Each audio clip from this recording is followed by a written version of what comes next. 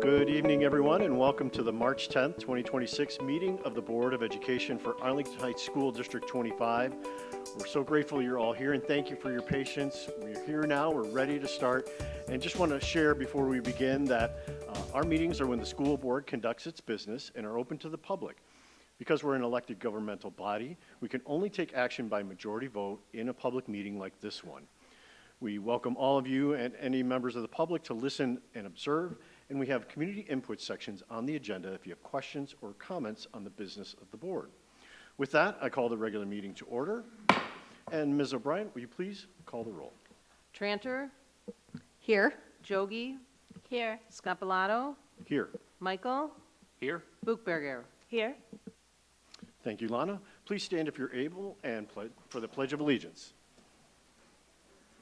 I pledge allegiance to the flag of the United States of America and to the republic for which it stands, one nation, under God, indivisible, with liberty and justice for all. Every month, we reserve the first space on our agenda to recognize the notable accomplishments and service of District 25 students and staff. And so thank you, all of you that are here joining us despite your busy schedules for this recognition tonight. And tonight we're going to recognize student accomplishments as well as special staff recognition. So we're going to start with the Hearts of Gold staff recognition for two of our staff members, and I'll turn it over to Dr. Kay. Thank you, President Scapalato. It's a pleasure to be here this evening. For those who don't know, I'm Brian Kay, Superintendent, and very happy for this portion of the meeting to recognize some students and a couple staff. So each year, the Hearts of Gold run through the village of Arlington Heights recognizes individuals who go above and beyond to make our community a better place to live, work, and learn through the Hearts of Gold Awards. Tonight, I'm incredibly proud to announce that two of our very own District 25 staff members who are here tonight have been selected as the 2026 recipients. I will say a couple words, then we'll have them come up here for some recognition and some celebrations. So Lisa Smorcheski at Westgate Elementary School. Lisa, why don't you come on up here while I talk about you?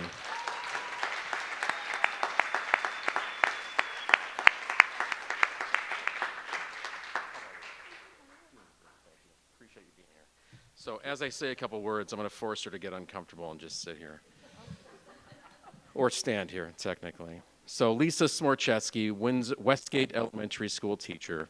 She won for the educator category this year.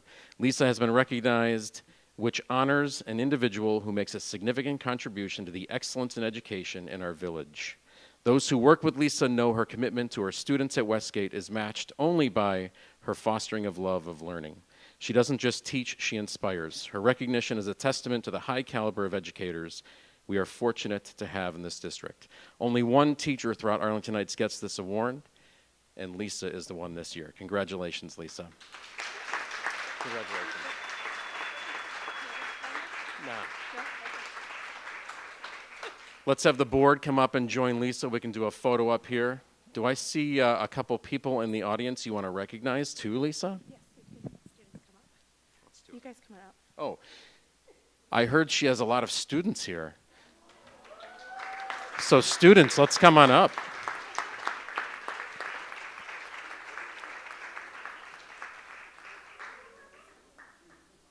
This might be hit the adorable meter here. We might break it. All right, let's get settled for a photo. You can smile if you'd like.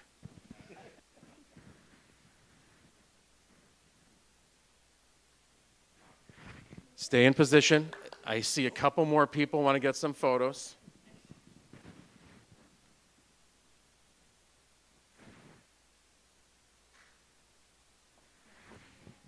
Thanks for coming up. Congratulations, Lisa.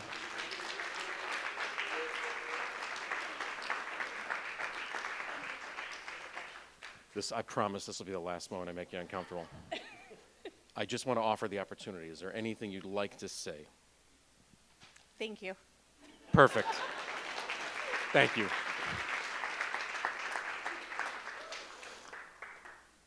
Thank you, Lisa, and congratulations.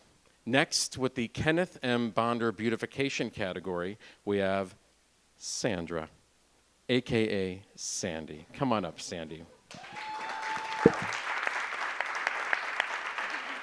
so much. So I'll say a couple words and then I'll continue to make Sandy feel maybe a little uncomfortable.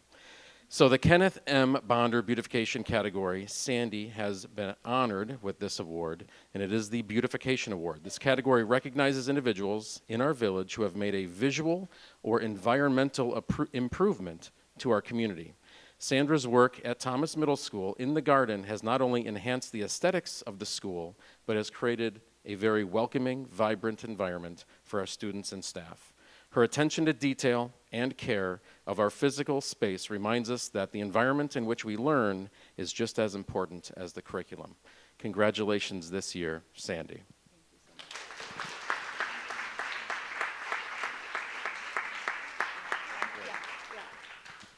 I'm going to offer her the same opportunity to make maybe others feel uncomfortable in this space as well. Yeah, come on up. So we'll do a photo with the board, yourself, Sandy, and your husband. I appreciate you being here. Thank you very much. Quite an honor. The guy with the shovel. He volunteers, right? He's voluntold or volunteers? Yeah.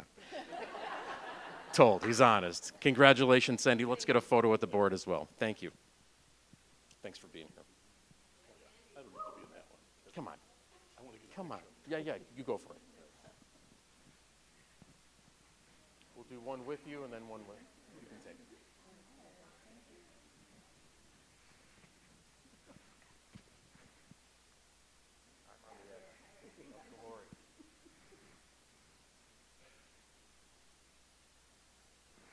Take that. Husband wants to get one more photo.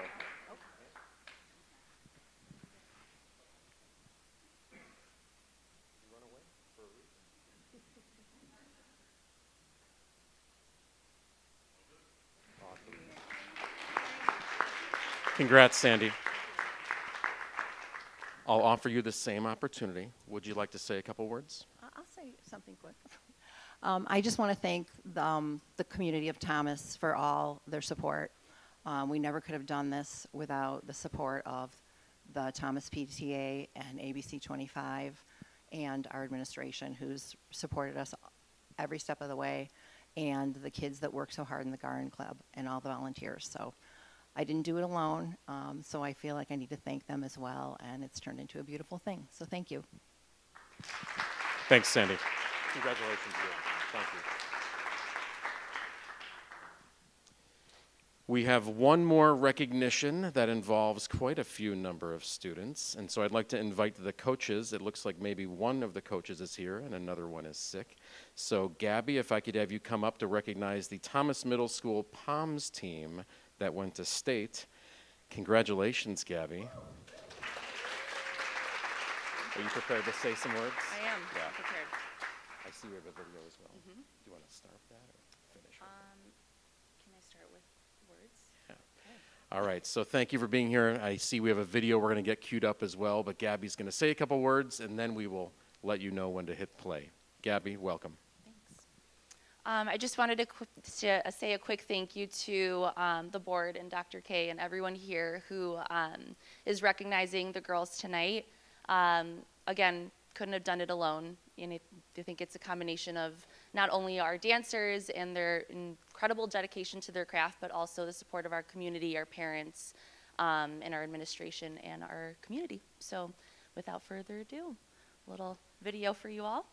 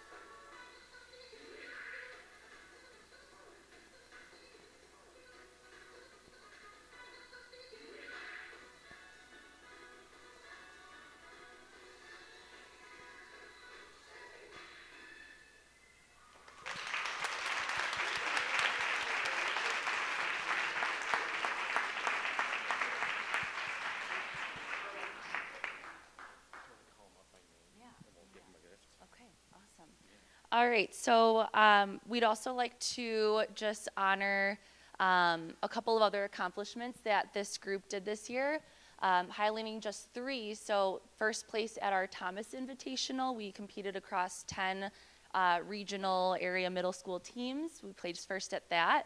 We got second place at our IDTA Hawthorne Regionals, which earned us a qualifying bid at state. And then we got 10th place overall with that routine that you just saw at our state competition. So 10th in state is pretty awesome, I think.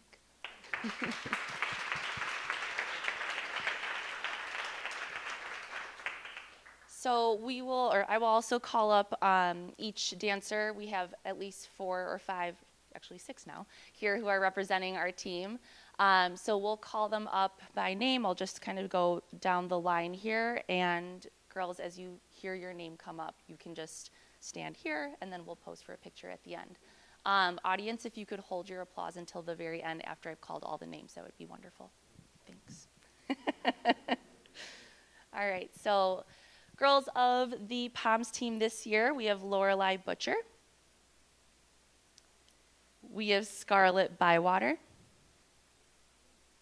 Gretchen Entz, Emma Foster, Lilu Horvat, Katya Koenig, Abby Mao, Sydney O'Brill, Sophia Patrick, Audrey Panico, Nora Parisi, Maddie Thompson, Ella Tomasowicz, Maya Tyson,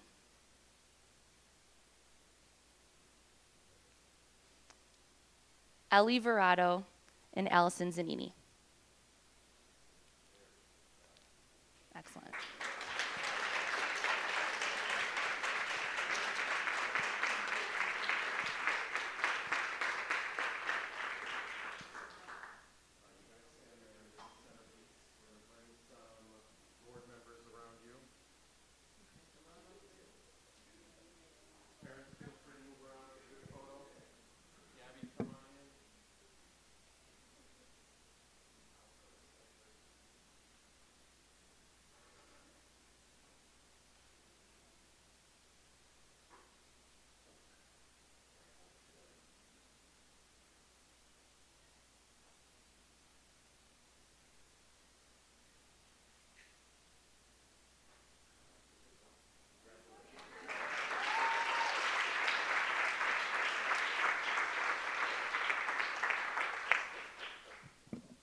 All right, so now typically I would let you guys know that this was the best part of the board meeting, and I'd encourage you to leave while you can, but we do have like a weird secondary student recognition during the ATA sharing portion, which is going to come up right away.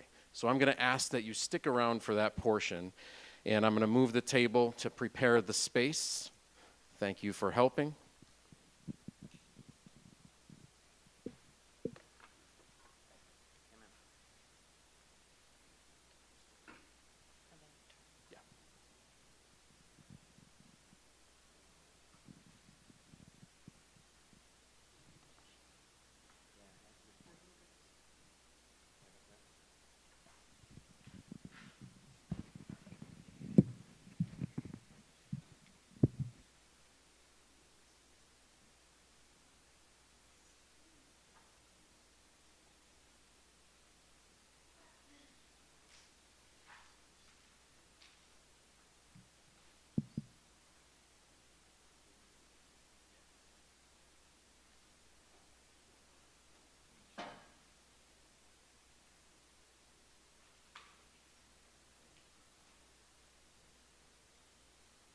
All right, well, thank you, Dr. K. And the next section on the agenda is our communications from district partners. We're going to go switch the order a little bit. And so, Allison, we're going to go to ATA first, if that's okay.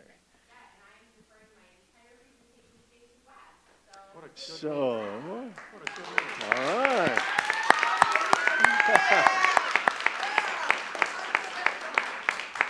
Well, I'm going to sit because I'm old, but the kids Wow. might stand when they present. We do have a few different student presenters, but I do have some opening remarks to get us started for today. Thank you, Dr. K and members of the board for allowing me the opportunity to speak to you tonight, as well as the ATA for giving us their time for this presentation. For those who do not know me, my name is Wes Skim, and I am the drama teacher and director at South Middle School. I want to start by recognizing the great privilege I have to be speaking here today as a mode of celebration. In my position on the IESA State Speech Advisory Committee and in serving as second vice president of the Illinois Theater Association, I know the rarity of the current position I am in.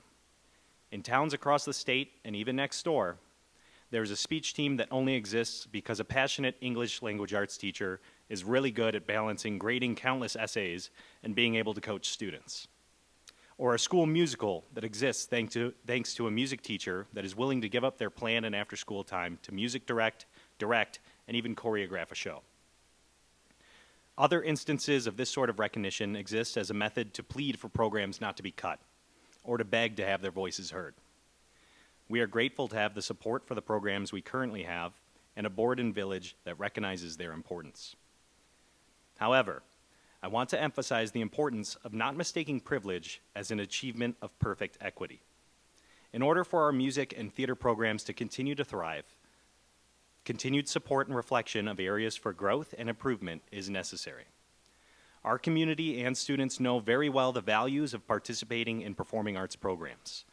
I hope that this presentation tonight helps to inspire those in attendance and those listening at home, showing just how important it is to acknowledge what these programs and classes do for our students and staff. I have brought students from the South Theater program so you can hear these highlights in their voices, and so they can share their passion with you tonight. And without further ado, I'll bring them up. We have Claudio, Max, Kinsey, Archie, Cece, Leah, Aiden, Grayson, and Leona.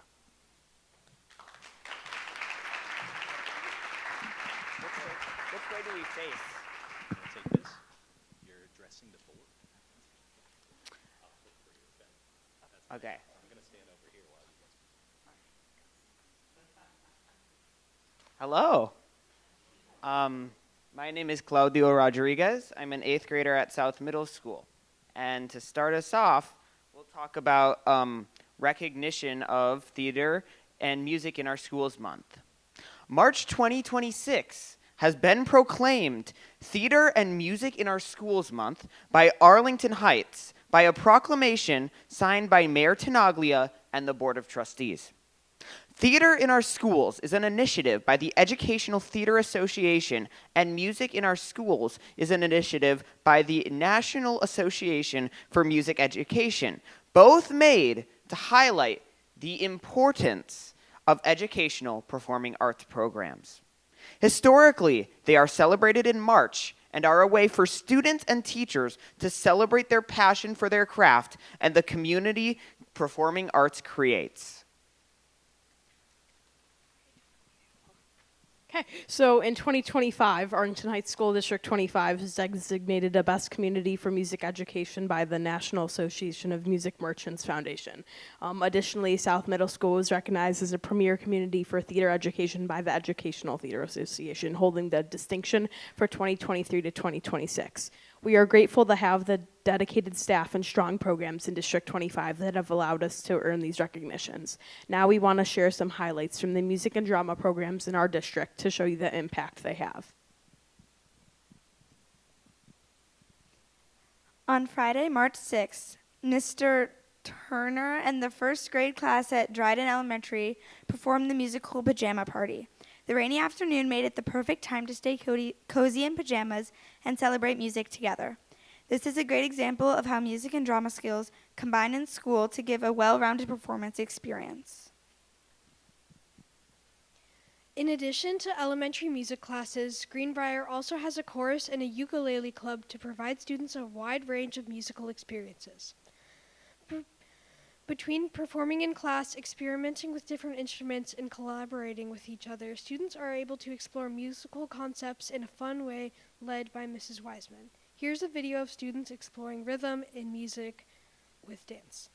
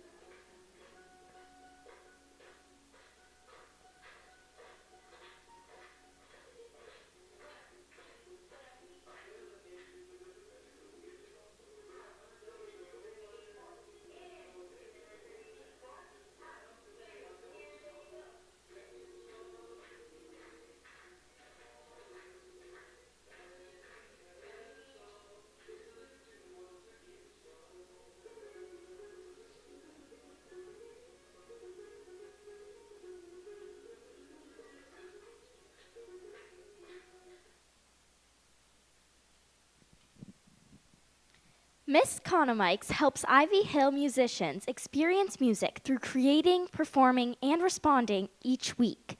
Students learn and practice musical concepts and skills through collaborating to create and present their own music in a variety of ways with a variety of instruments. Some of their favorite composition projects featured xylophones, ukuleles, tubano drums, and boomwhackers. Ivy Hill musicians also perform music in class each week. They sing and play a variety of classroom instruments. Each grade level also presents a performance to the Ivy Hill students and families each year.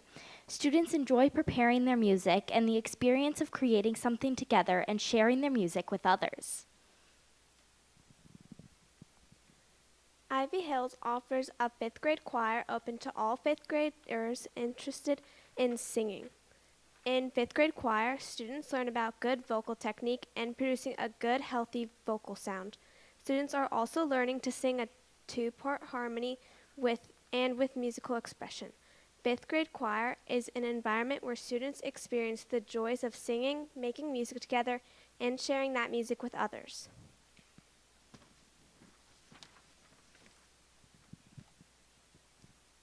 South Band, Choir, and Theater collaborate each year on a variety of performance-based field trips. This year, 122 students across all 3 programs attended a performance of The Phantom of the Opera with Broadway in Chicago.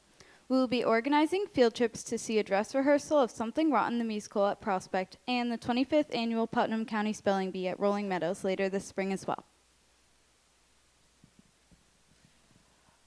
On Saturday, February 24th, students in band and choir participated in NIMCON Solo and Ensemble contest hosted by South Middle School.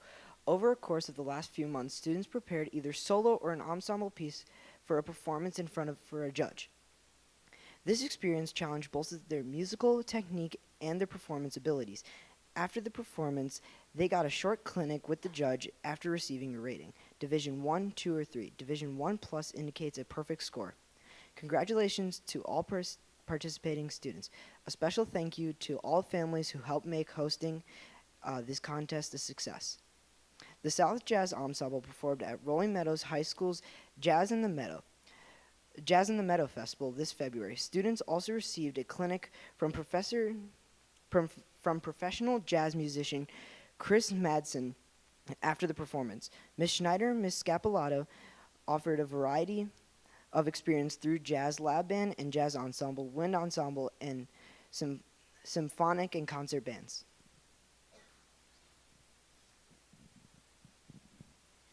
South Choir added an additional choir this year, the Cardinal Choir, which meets before school on Fridays. This brings the total number of choir ensembles at South to 3, further increasing opportunities for the many students passionate about music at South. In addition to this, choir members have participated in collaboration events at both Prospect and Meadows, as well as competed at the NIMCON Solo and Ensemble event with solo and duet pieces.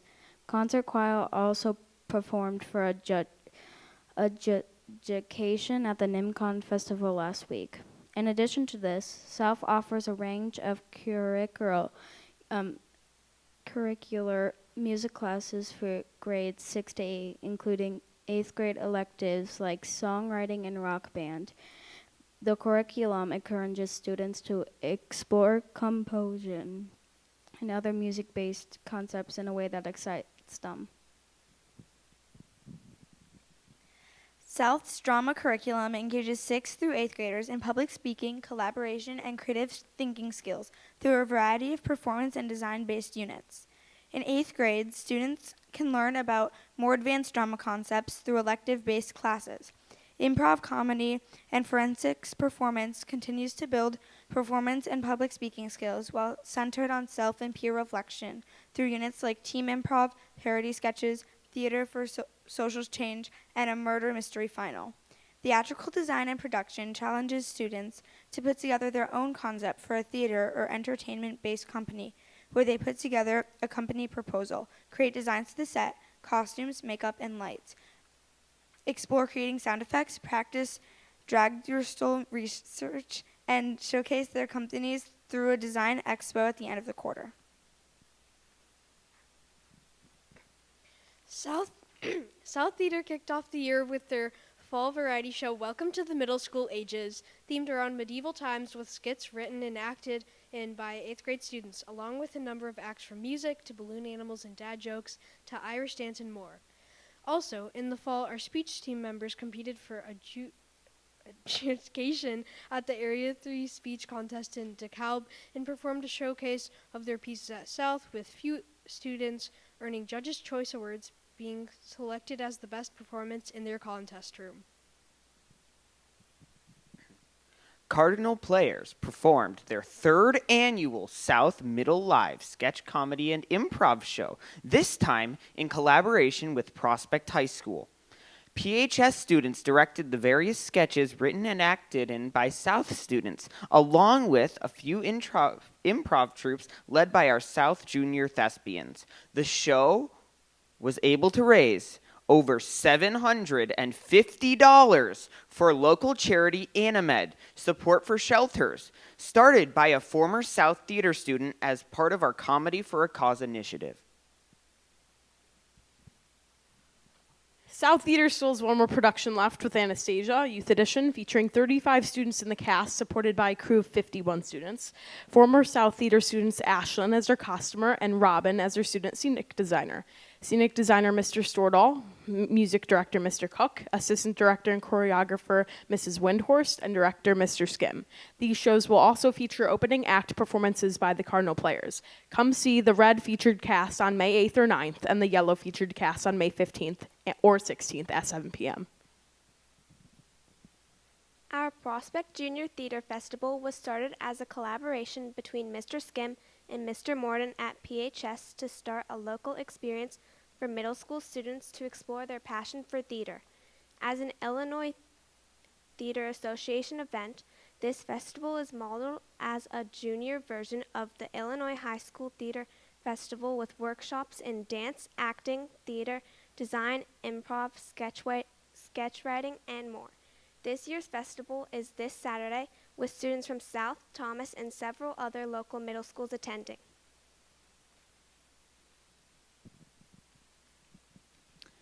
Thomas Middle School Drama put up their variety show Mystery in the Spotlight this winter, and they opened their spring production of High School Musical Junior on April 24th. They are also starting up a speech club with their first showcase this May, and adding the 8th grade drama design and production course coming this fall. Other offerings include advanced acting for 8th graders, as well as 6th and 7th grade drama. Thomas's spring musical is High School Musical Junior, performing on Friday, April 24th at 7 p.m. and Saturday, April 25th at 2 p.m. and 7 p.m. Here's a quick sneak preview.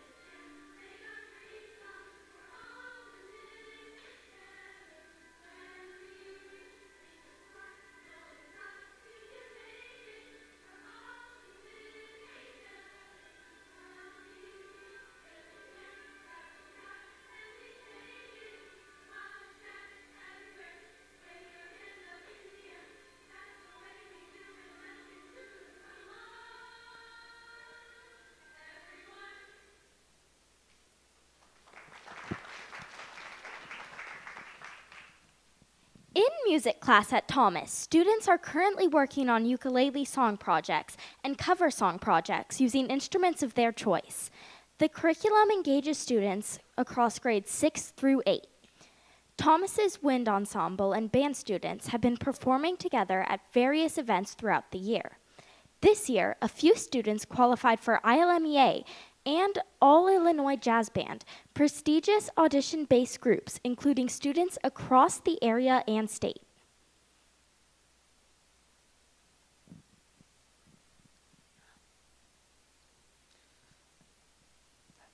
The Thomas Middle School Choir includes 6th, 7th, and 8th grade students that have a love for singing and making music with others. In 5th grade choir, students learn about good vocal technique and producing a good, healthy vocal sound. Students are also learning to sing in 2- and 3-part harmonies and with musical expression. Choir members are also building musical literacy through rhythm and sight singing exercises. Thomas Middle School Choir is an environment where students experience the joys of singing, making music together, and sharing that music with others. This year, the Thomas Middle School Choir has presented concerts for their families as well as for the community. We performed a new summit rehabilitation and healthcare in December, along with the Thomas Middle School Jazz Band to spread some joy to the residents. We also perform at Ivy Hill Elementary to get the Ivy students excited about the musical opportunities that await them in middle school.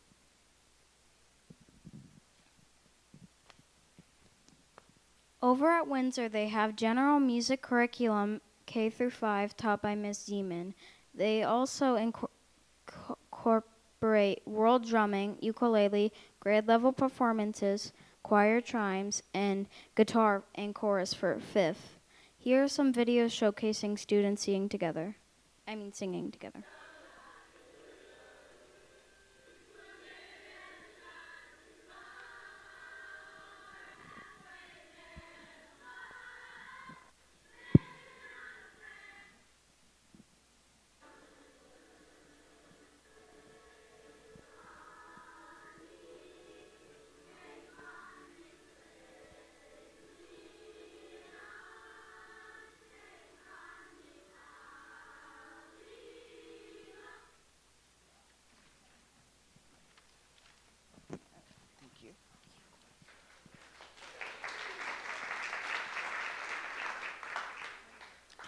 Now that we have gone over a few of the many opportunities, both curricular and extracurricular, in our district, we want to highlight a few student spotlights from South Theater, band, and music students that share why these experiences are important to them.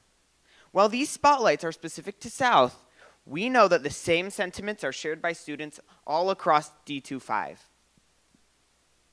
First is me, Claudio R.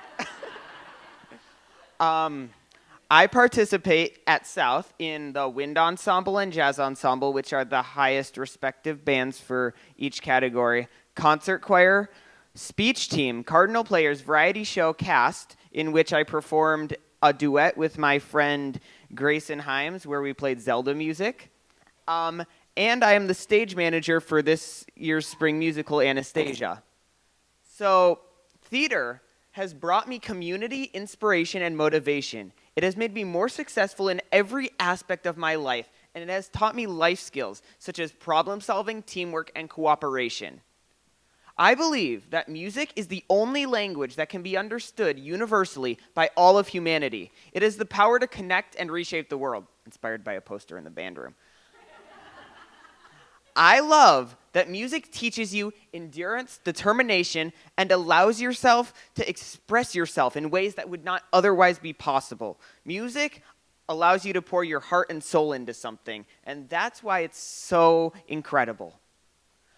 The best part about participating at the performing arts at South Middle School is the community and the experience that it brings me.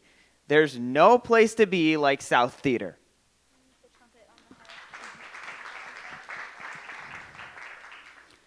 I would now like to recognize one of my friends, Maya P. Maya participates in concert choir, speech team, Cardinal Players, and is in the Anastasia cast. When asked what her favorite memory, role, or story from her time in theater was, she responded, a memorable role she had was Flounder in The Little Mermaid. It was her first lead, and she was really excited. Theater has allowed her to make so many friends and connections with other people.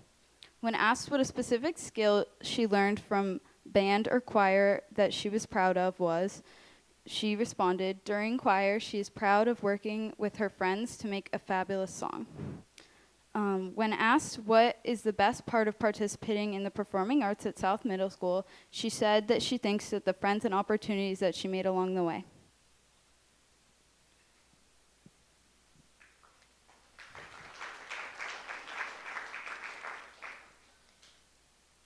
I'm going to be talking about someone named Alexa. When asked, I'm more successful in all my efforts because theater music has taught me to. She responded, I am more successful in all my efforts because theater has taught me to use my voice and be able to make cool lighting designs. She also responded, I am more successful in all of my efforts because music has taught me to read music and become more in sync with the band. When asked what is the best part of participating in the performing arts at South Middle School, she responded, the best part is to be able to be with a bunch of people who understand you and make you laugh. It is really fun to know all of these amazing people.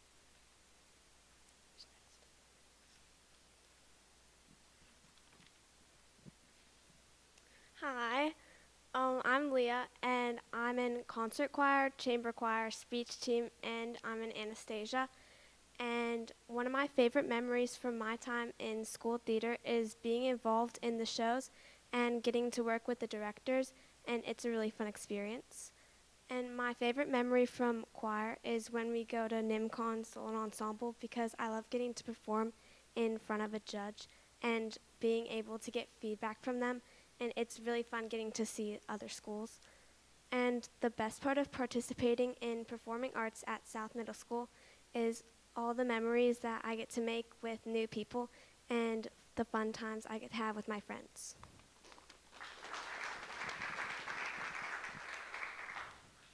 I'm Kinsey Poyer, and I was in the variety show cast, speech team, Cardinal Players, and the Anastasia cast. Theater has helped me, when I was asked how theater has helped me in other non-theater areas of my life, I replied with, my favorite thing about theater is how connected it can make us feel. It's like a loving family who will never judge you. It's helped me find myself, friends, and people who make me feel worth it. It's helped build my confidence and help me get through the hardest times. Music is a huge part of my life because it can provoke emotions, share messages, and make us feel seen, and I've always loved it ever since I was little. The best part of performing arts at South would definitely be the community and how everyone makes you feel loved and cared for. I love being the theater mom and helping all the younger kids and love how they do everything they can to return the favor. I would say being there for all of them and seeing them shine makes it all worth it.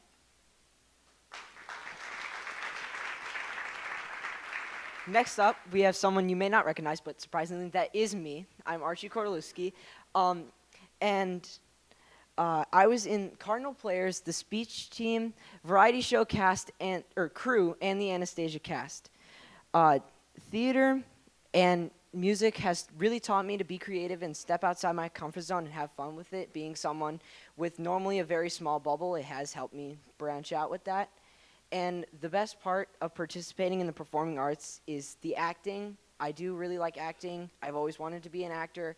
And just being with all these people who also enjoy that has really brought me and made me more confident in that.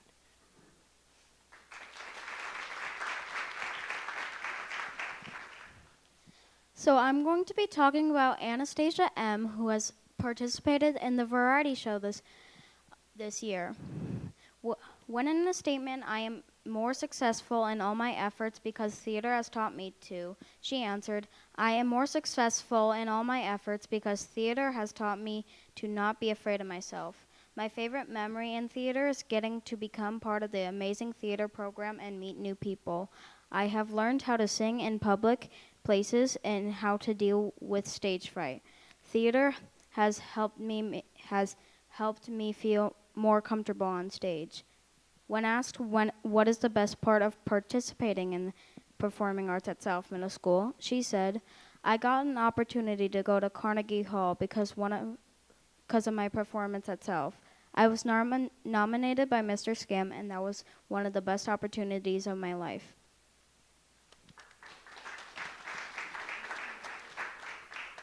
Okay, so my name is Max Lang. I'm in concert choir, chamber choir, call choir, variety show stage manager, Cardinal Players stage manager, and cast, and Anastasia cast. I'm more successful in all my efforts because theater has taught me the power of storytelling, being able to step into a character's life, see the world from their eyes, and then be able to share that story with others to inspire is truly powerful. My favorite role from my time at school theater was being able to play Pugsley and Addams Family in 6th grade.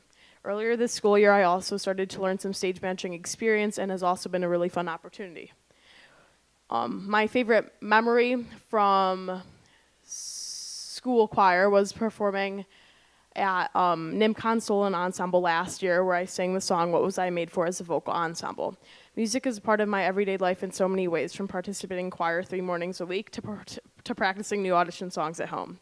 When I was asked what is the best part of participating in the performing arts at South Middle School, I said the best part of participating in the performing arts is being able to tour and show the songs and choir that you've been working on to other schools in the district.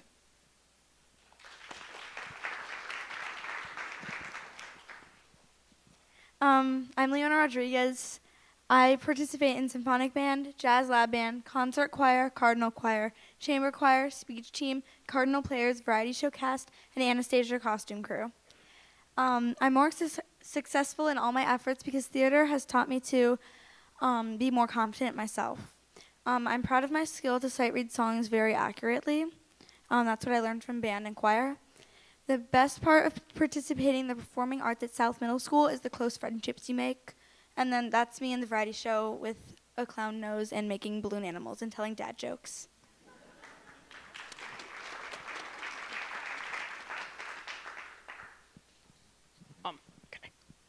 Lastly, here are a few stories from parents that also showed how important it is for students to have opportunities like this to explore music and theater.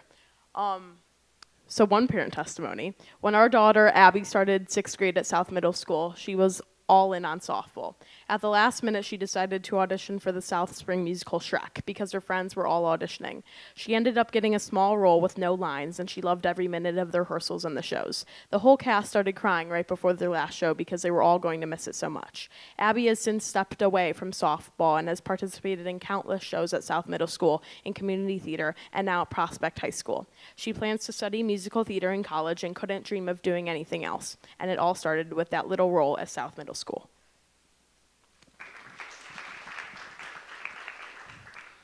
Up until this year, I really didn't have a friend in the world. Growing up, I had extensive development delays and was in a class with 6 children until 4th grade.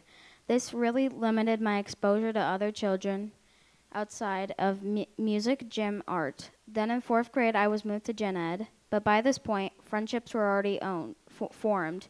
And for a little boy who detests sports, I never really found where I fit in. In 4th grade, I was horribly teased for constantly singing the Mamma Mia soundtrack.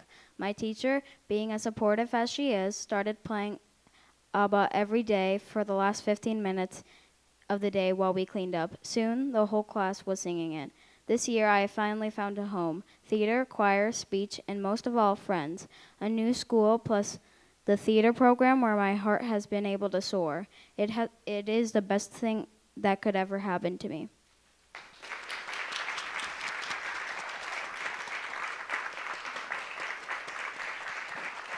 Thank you for allowing us the time to share these programs we love, to share the programs we love with you. We hope that District 25 and the Board of Education will continue to support these teachers, students, and the programs that the Village of Arlington Heights can continue to be a community where the arts thrive.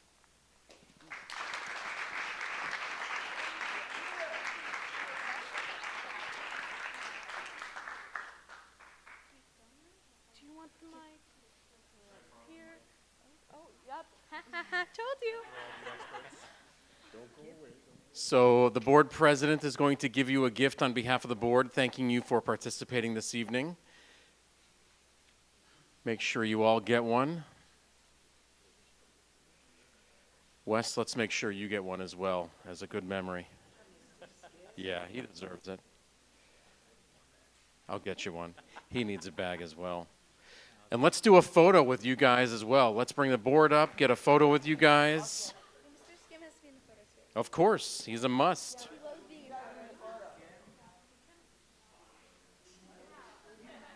Thanks.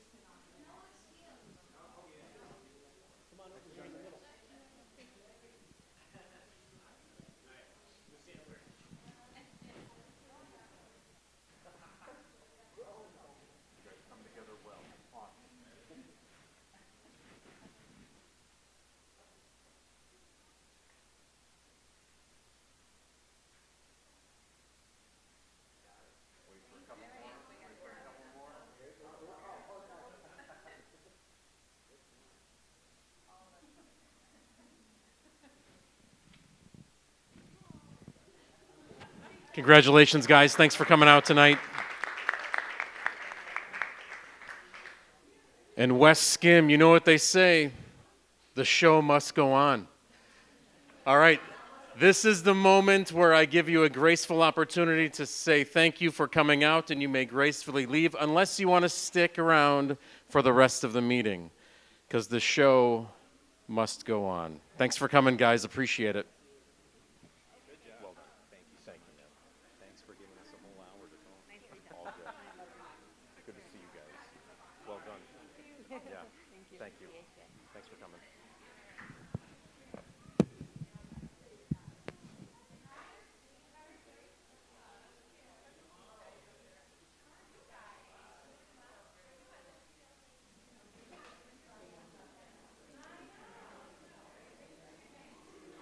Well, we'll continue with the cliches, and that is going to be a tough act to follow.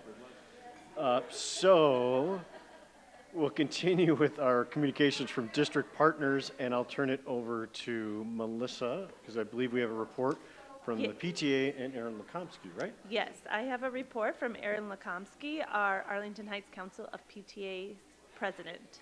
She sent in this report. It's a short run up to spring break and an even faster one to the end of the year. Pack the Piggies is underway at many schools. The annual school-led effort to fundraise for the Arlington Heights Council of PTA's scholarships. The overall goal is $1 donated per student, and individual school admins can choose the time that works best for them. Patton has run Pack the Piggies and is happy to report they've more than doubled their goal. Each school picks a prize for the students. Ivy Hill kicks off next week with the hopes of having a bubble dance party during lunch. That sounds fun. Local units reports are busy. Greenbrier has 2 endeavors launching. They have a chess club and a robotics club getting going for the very first time. Everyone is very excited. Other schools report successful fundraising evenings focused on parents and busy book fairs. Also, the deadline for the PTA Council scholarships has passed, and our docket of volunteer readers will soon be in action. Just a reminder from the last report, this is the time of year local units and the Arlington Heights Council of PTAs are looking for volunteers to fill open board positions for the coming year. Nominees need to be current PTA members. Please consider nominating someone you know for your local school unit or a council level position. Sometimes a personal ask is what it takes. We appreciate your support as always. Thank you, Erin Lekomsky. Thank you, Erin. Thank you, Melissa.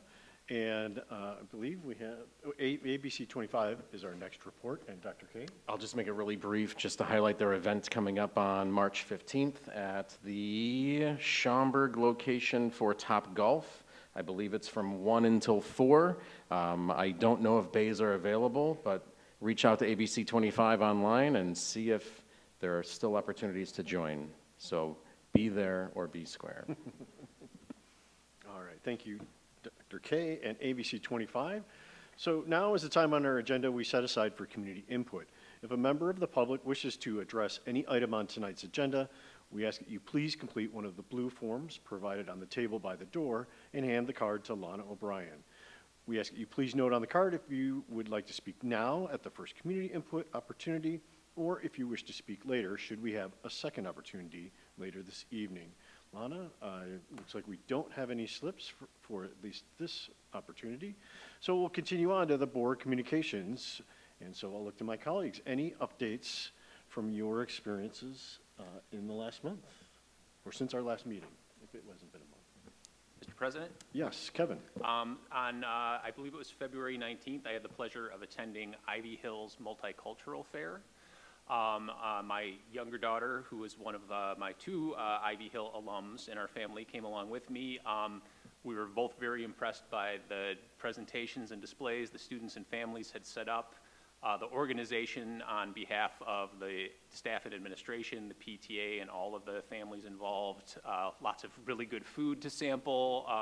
Learned a lot about some of the students and families in our community, and it was a great event. Thank you, Kevin. Any other updates? Mr. President? Yes, Deb. I just wanted to share a few things that are coming up that I thought would be helpful to the community. First one being this Saturday, City of Support, which is so beneficial to the community. Children in Therapy, nonprofit that supports the community, is hosting a fundraiser, and it's from 12:30 to 2:30 at their Generosity Toy Store. If community members have not had an opportunity to visit Generosity Toy Store, Saturday is a perfect time to visit for the first time, or any time in the future. City of Support is helping all children in the community in therapy, so huge shout out to them. Also, I was very impressed. I have been there a few times in the last couple of months, and the huge amount of teen volunteers that started in District 25 and are now in our high schools. She has nearly 24 student volunteers that are helping kids who come in to do, whether it's building Legos or crafts or doing their therapy, and the teens are just assisting to give community hours, and it's filling their hearts, and they're passing on to their peers, and it's filling my heart to see our community is giving back. The other thing, speaking to our library, Arlington Heights Memorial Library would like us to share that they are sponsoring for the 4th year a skilled trades scholarship program for community youth who are looking to start either at Harper or in another trades program post-graduation. They are offering 4 $2,500 scholarships to any of our district students 17 to 25 years old looking to participate. Apparently last year they only had 4 applicants, so all 4 were given the scholarships. So hopefully the community is aware and take advantage. Great. Thank you, Deb. Mr. President, we have to shout out that Deb will be at that event at City of Support reading her fantastic children's book. So yay for Deb. All right. Very good. All right. Thank you. And Yeah, Mr. President. Yeah, And Misha. we'll be there to cheer Deb on as she reads her story. I'm glad you shared the library event because I serve on that scholarship committee, and we did have 4 students, so I'm glad we're shouting that out to the community to apply. So that's a great event. And talking about the Arlington Heights Foundation, they had an event this last week for Women's History Month, which was excellent. I got to attend that event, and there was kind of a motivational speaker and lots of inspiring women in the room, so it was great to be there. So that happened this week. And the foundation always does great things for our community, including the scholarship, raising money for the new library bus in the community, and also the makerspace. So lots of great things happening with the Arlington Heights Library Foundation. Other board updates, of course, we celebrated our awardees here, but it was so nice. It was my first time going to the Hearts of Gold event with my board colleagues, and it was just a super heartwarming event to be there with leaders from across the community, our village trustees, and others. So that was a really nice community. So thank you, Dr. K, for organizing that for us to go to that event. And Lana, thank you so much for organizing for us to go there. Another event that I got to be part of is as a parent and a supporter of Science Olympiad, that's South and Thomas and our students take part in. This happened at Harper Community College, and I've actually gone to one part of Harper. I've been to the Wojcik Center, but this time I was in the heart of Harper and all the classes. So I was just so impressed with the community college and where opportunities some of our students will have to go to great institutions right here in our backyard here. So it was really well organized. It was a large event, and Harper had their volunteer team and so forth. So it was so neat to be there. So thank you to Harper for hosting our students at their event. Thank you, Mr. President. All right. Thank you, Anisha. All right. So I think we're ready to continue on. So we'll go to the legislative report, and I'll turn it over to you, Kevin. Thank you, Mr. President. A couple things to share. First of all, a week ago, I had the pleasure of attending the Illinois Association of School Boards North Cook Division meeting hosted by Park Ridge Niles School District 64. Dr. Kay was there, Dr. Jogi was there, Member Buchberger was there as well, and the guest speaker for the evening was Dr. Christopher Mon, and he spoke primarily about the state of the Illinois budget for the upcoming year and how it impacts public schools. He had a lot of interesting information to share. I'm not going to try to go into detail because I couldn't do it all justice, and I don't think we have enough time in this meeting for that, but I'm happy to share a lot of the information later on with members of the board if they have additional questions or information they'd like to know about any of that. Some of it will actually come up in what I am going to share in my notes about the most recent EdRed meeting, so I'll move on to that next. Although I do also welcome if anyone else who attended the North Cook Division meeting wants to share additional information afterwards, please feel free to do so. So on Friday of last week, I attended the monthly EdRed meeting. This was a virtual meeting. Guest speaker was State Superintendent Dr. Tony Sanders. He shared a little bit about updates to the Illinois School Accountability System. So for anyone who's not aware, the cut scores for state tests that students in Illinois public schools take are higher on average by comparison than any other states in the country. And so there are adjustments being made so that our students' performance more accurately mirrors the performance of students in other states and reflects their actual levels of college readiness. Whereas in the past, students who were incredibly successful academically might still not satisfy the state's requirements for being what is considered college ready. So that was one thing he had to share with us. He also shared that Illinois has drafted a new numeracy plan for students' mathematics instruction in Illinois.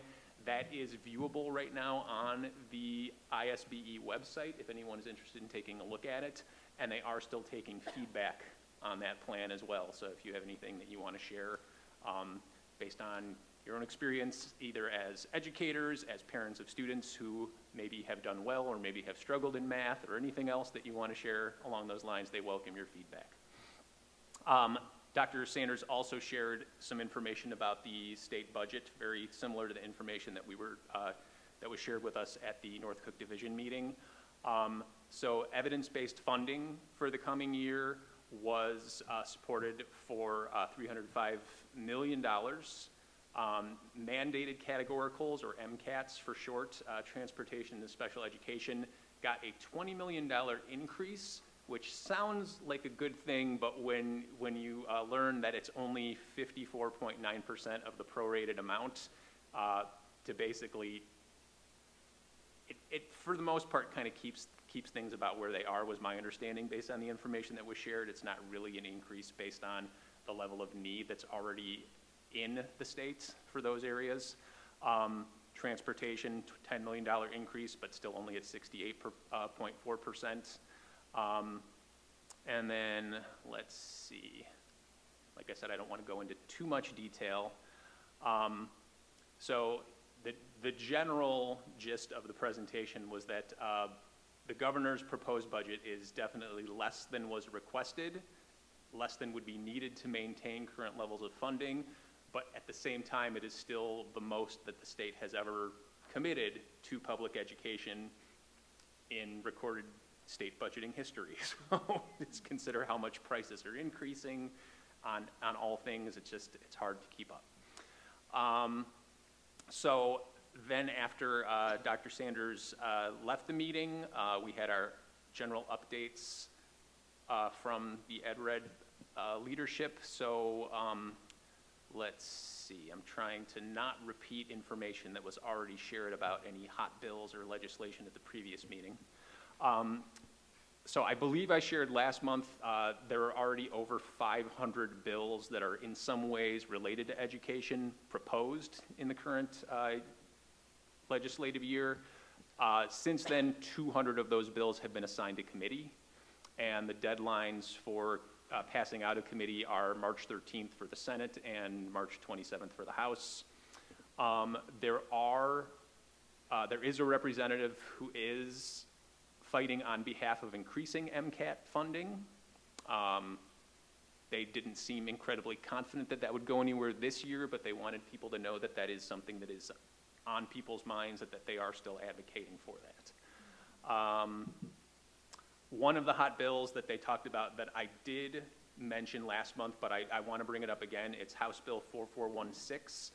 This would be unemployment insurance for ESPs or educational service providers in schools.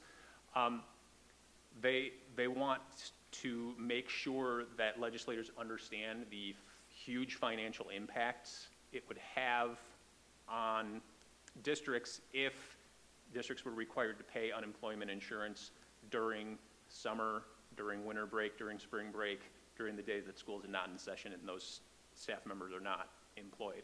And while I know we all greatly appreciate the dedication and the important work that ESPs do in our district and every district, they want to strongly encourage anyone who is an administrator or in the finance office of the district or any board members who have anything to share to please contact your legislators. There was also a survey that was shared with administrators that I believe Dr. K did receive. So I wanted to emphasize the importance of that one as it affects our budget. Cell phone ban is still a hot bill, but nothing much has changed in that, so I'm not going to go into detail on that one. And then finally, the April EdRed meeting will take place on Friday, April 10th. That will be both virtual and in person. It's at 1:30 p.m. at the Wheeling District 21 administrative offices, and Representatives Dydick, Favor-Diaz, and Representative Grassi will be speaking at that event. So thank you, and I certainly invite Stacy to share anything that I did not cover, or Dr. K or anyone else. You did well. All right. Thank you, Kevin. All right, Dr. Jogi, I think we're ready for the IASB and COSPA report. Thank you so much, Mr. President. I'm so glad Kevin mentioned the legislative presentation, because while it was going on, when we were there, I turned to Kevin and I told him that eventually he's going to make that report one day, because he does such a great job of sharing legislation with us that he could be just as qualified to do that. So thank you for always keeping us up to date with legislation. Well, maybe we need a drum roll for this little presentation I'm going to share to toot our own horn. How should I say it? I'm really proud of our team, because 4 years in a row, our board, the District 25 School Board, your Board of Education, 4 years in a row won and was awarded the Illinois Association of School Boards Governance Recognition Award. And so I am so proud of this team for doing that. So yes, we give ourselves a big hand.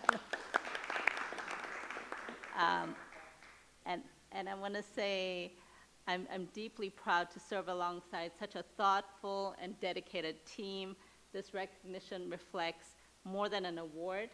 It truly reflects a shared commitment to learning, strong governance, and cultivating a high-performing board culture focused on students. And serving our community and our students remains at the heart of our work, and we're so committed, and this collaborative culture that we've developed has been amazing. So truly, kudos to you guys.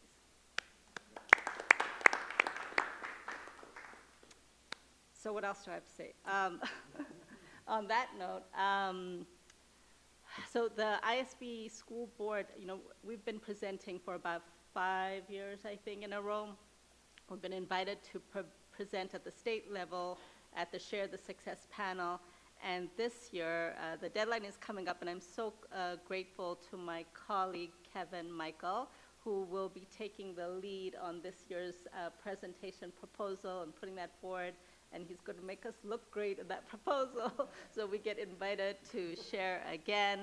And so we've been brainstorming with colleagues around the table, and in just conversation for a couple of months to figure out what are we going to present, what can we showcase about our district, because we found that when we present at these conferences, we are lifelong learners here, and that's the culture of the whole school district. And so we also like to kind of carry that on, because we found that when we present, other school districts come back to us with questions, and we're really learning from them and learning from us, so this shared community of learning. So as we brainstorm what we're going to be presenting, one of the topics that we've thought about, it will be kind of along the lines of, and Kevin will tell you more when he puts this whole proposal together, is going to be focused on kind of the board superintendent partnership being the engine of effective governance. So we're excited to unfold that a little bit under Kevin's leadership. So thank you so much, Kevin. I think he did volunteer. I don't think he was voluntold. So we're just grateful he's doing it. So thanks, Kevin, for taking the lead on that. So other than that, no other presentations, Mr. President. All right. Thank you, Anisha. Appreciate it. No pressure, Kevin. Okay. All right. And obviously Liz is not with us tonight, but I don't think we have any other report. Do you have any other? Yeah, thank you. So for the NSSOEO report, the last meeting was rather quick for the public session. The only topic they talked about was a conversation regarding the immigration enforcement resolutions that some of the member districts have done. So that gained some attention and some interest, and so they were checking with all the member districts to see who has done one and is there an interest for NSSEO to do one. And then they moved into closed session rather quickly to talk about negotiations. They're currently in negotiations with their unions. That's it. All right, thank you, Dr. Kay. Our next agenda item is the consent agenda. This is an action item. Can I have a motion, please? Mr. President? Yes, Kevin. I recommend that the Board of Education approve those items on the consent agenda as follows. A, personnel report. B, treasurer's report. C, invoices. D, regular and closed session meeting minutes of February 17th, 2026. E, special meeting minutes of February 24th, 2026. Thank you, Kevin. A second, please. I'll second. Thank you, Anisha. And Lana, could you please call the vote? Tranter, Yes. Jogi, Yes. Scapalato, Yes. Michael, Yes. Buchberger. Yes. Thank you, Lana. The motion carries 5-0, which brings us to the student learning section of the agenda. We have an action item here for the middle school math curriculum adoption. This was presented at the February meeting. So can I have a motion, please? Mr. President? Yes, Kevin. I recommend that the Board of Education approve the middle school math curriculum adoption as presented. Thank you, Kevin. A second, please. Second. Thank you, Anisha and Dr. Fitzpatrick. Welcome again. And any additional information you want to provide the board tonight? Did a committee recommendation to adopt Savvis Envision Plus as the middle school math curriculum, and no updates or changes. Okay, great. And any questions from board members for Becky or Sean? Okay. Well, okay. All right, seeing none, Lana, if you could please call the vote. Jogi, Yes. Scapalato, Yes. Michael, Yes. Buchberger, Yes. Tranter. Yes. Thank you, Lana. The motion carries 5-0. And thank you again, Becky and Sean. We're now at the student services section of the agenda. And tonight we have an information item on the instructional program restructuring. And we'll welcome Diane Kafka to the board table. Welcome, Diane. And when you're ready, look forward to your report.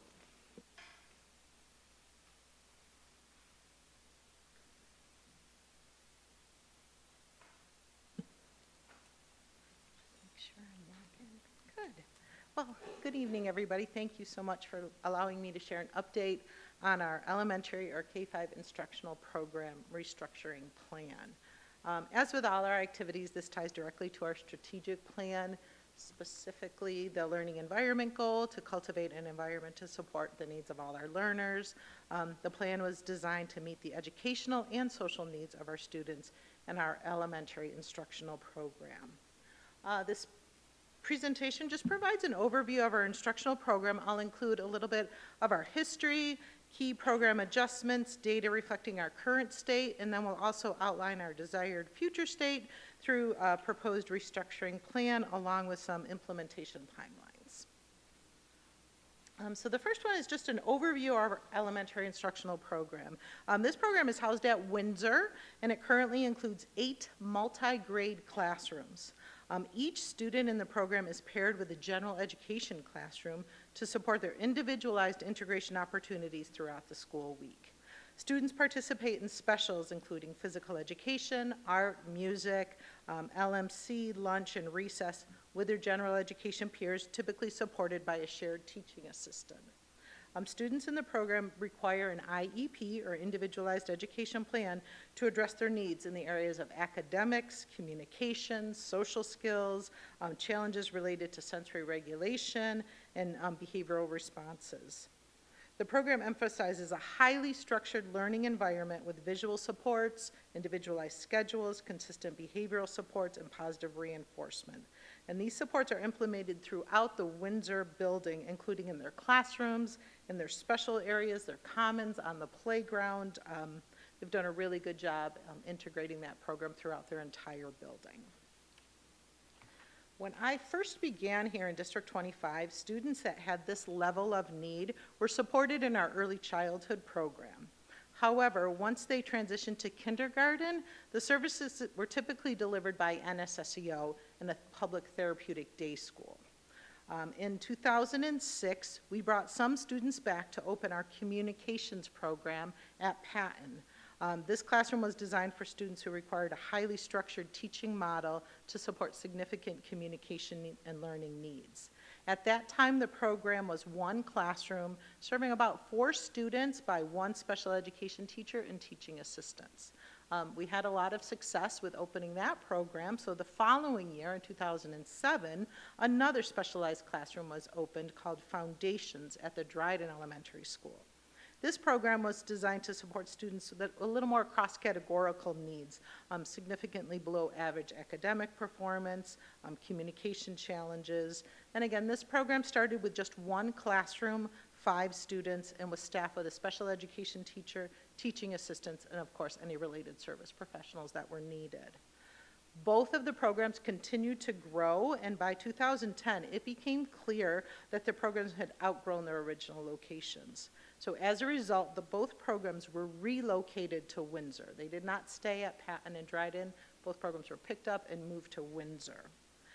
Over time, that team of specialists recognized that the students served in these classrooms did not fit one single profile of the communications or foundations, and they gradually evolved into what we call our instructional program, which allowed a little more freedom of the classrooms that they could participate in.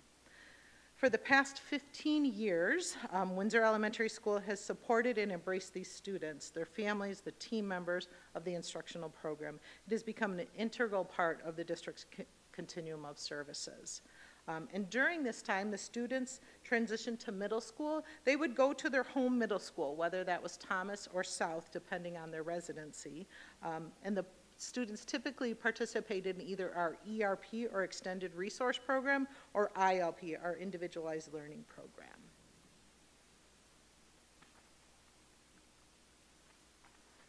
As I previously shared, the instructional program has experienced steady growth over the past 20 years. In the last 5 years alone, additional supports have been added to meet the increasing needs of students. Based on our current projections, enrollment is expected to reach approximately 55 students for the 26-27 school year. So this growth has just created increasing demands on space, staffing, resources, scheduling within the Windsor Elementary School. And while the Windsor staff and community have consistently embraced and supported the program, it has become clear that we need to evaluate how to best sustain and strengthen our service moving forward. Dr. Kay and I felt it was very important that the instructional program staff's perspective be included in this review. So beginning last school year, we intentionally incorporated their feedback as part of our data gathering process.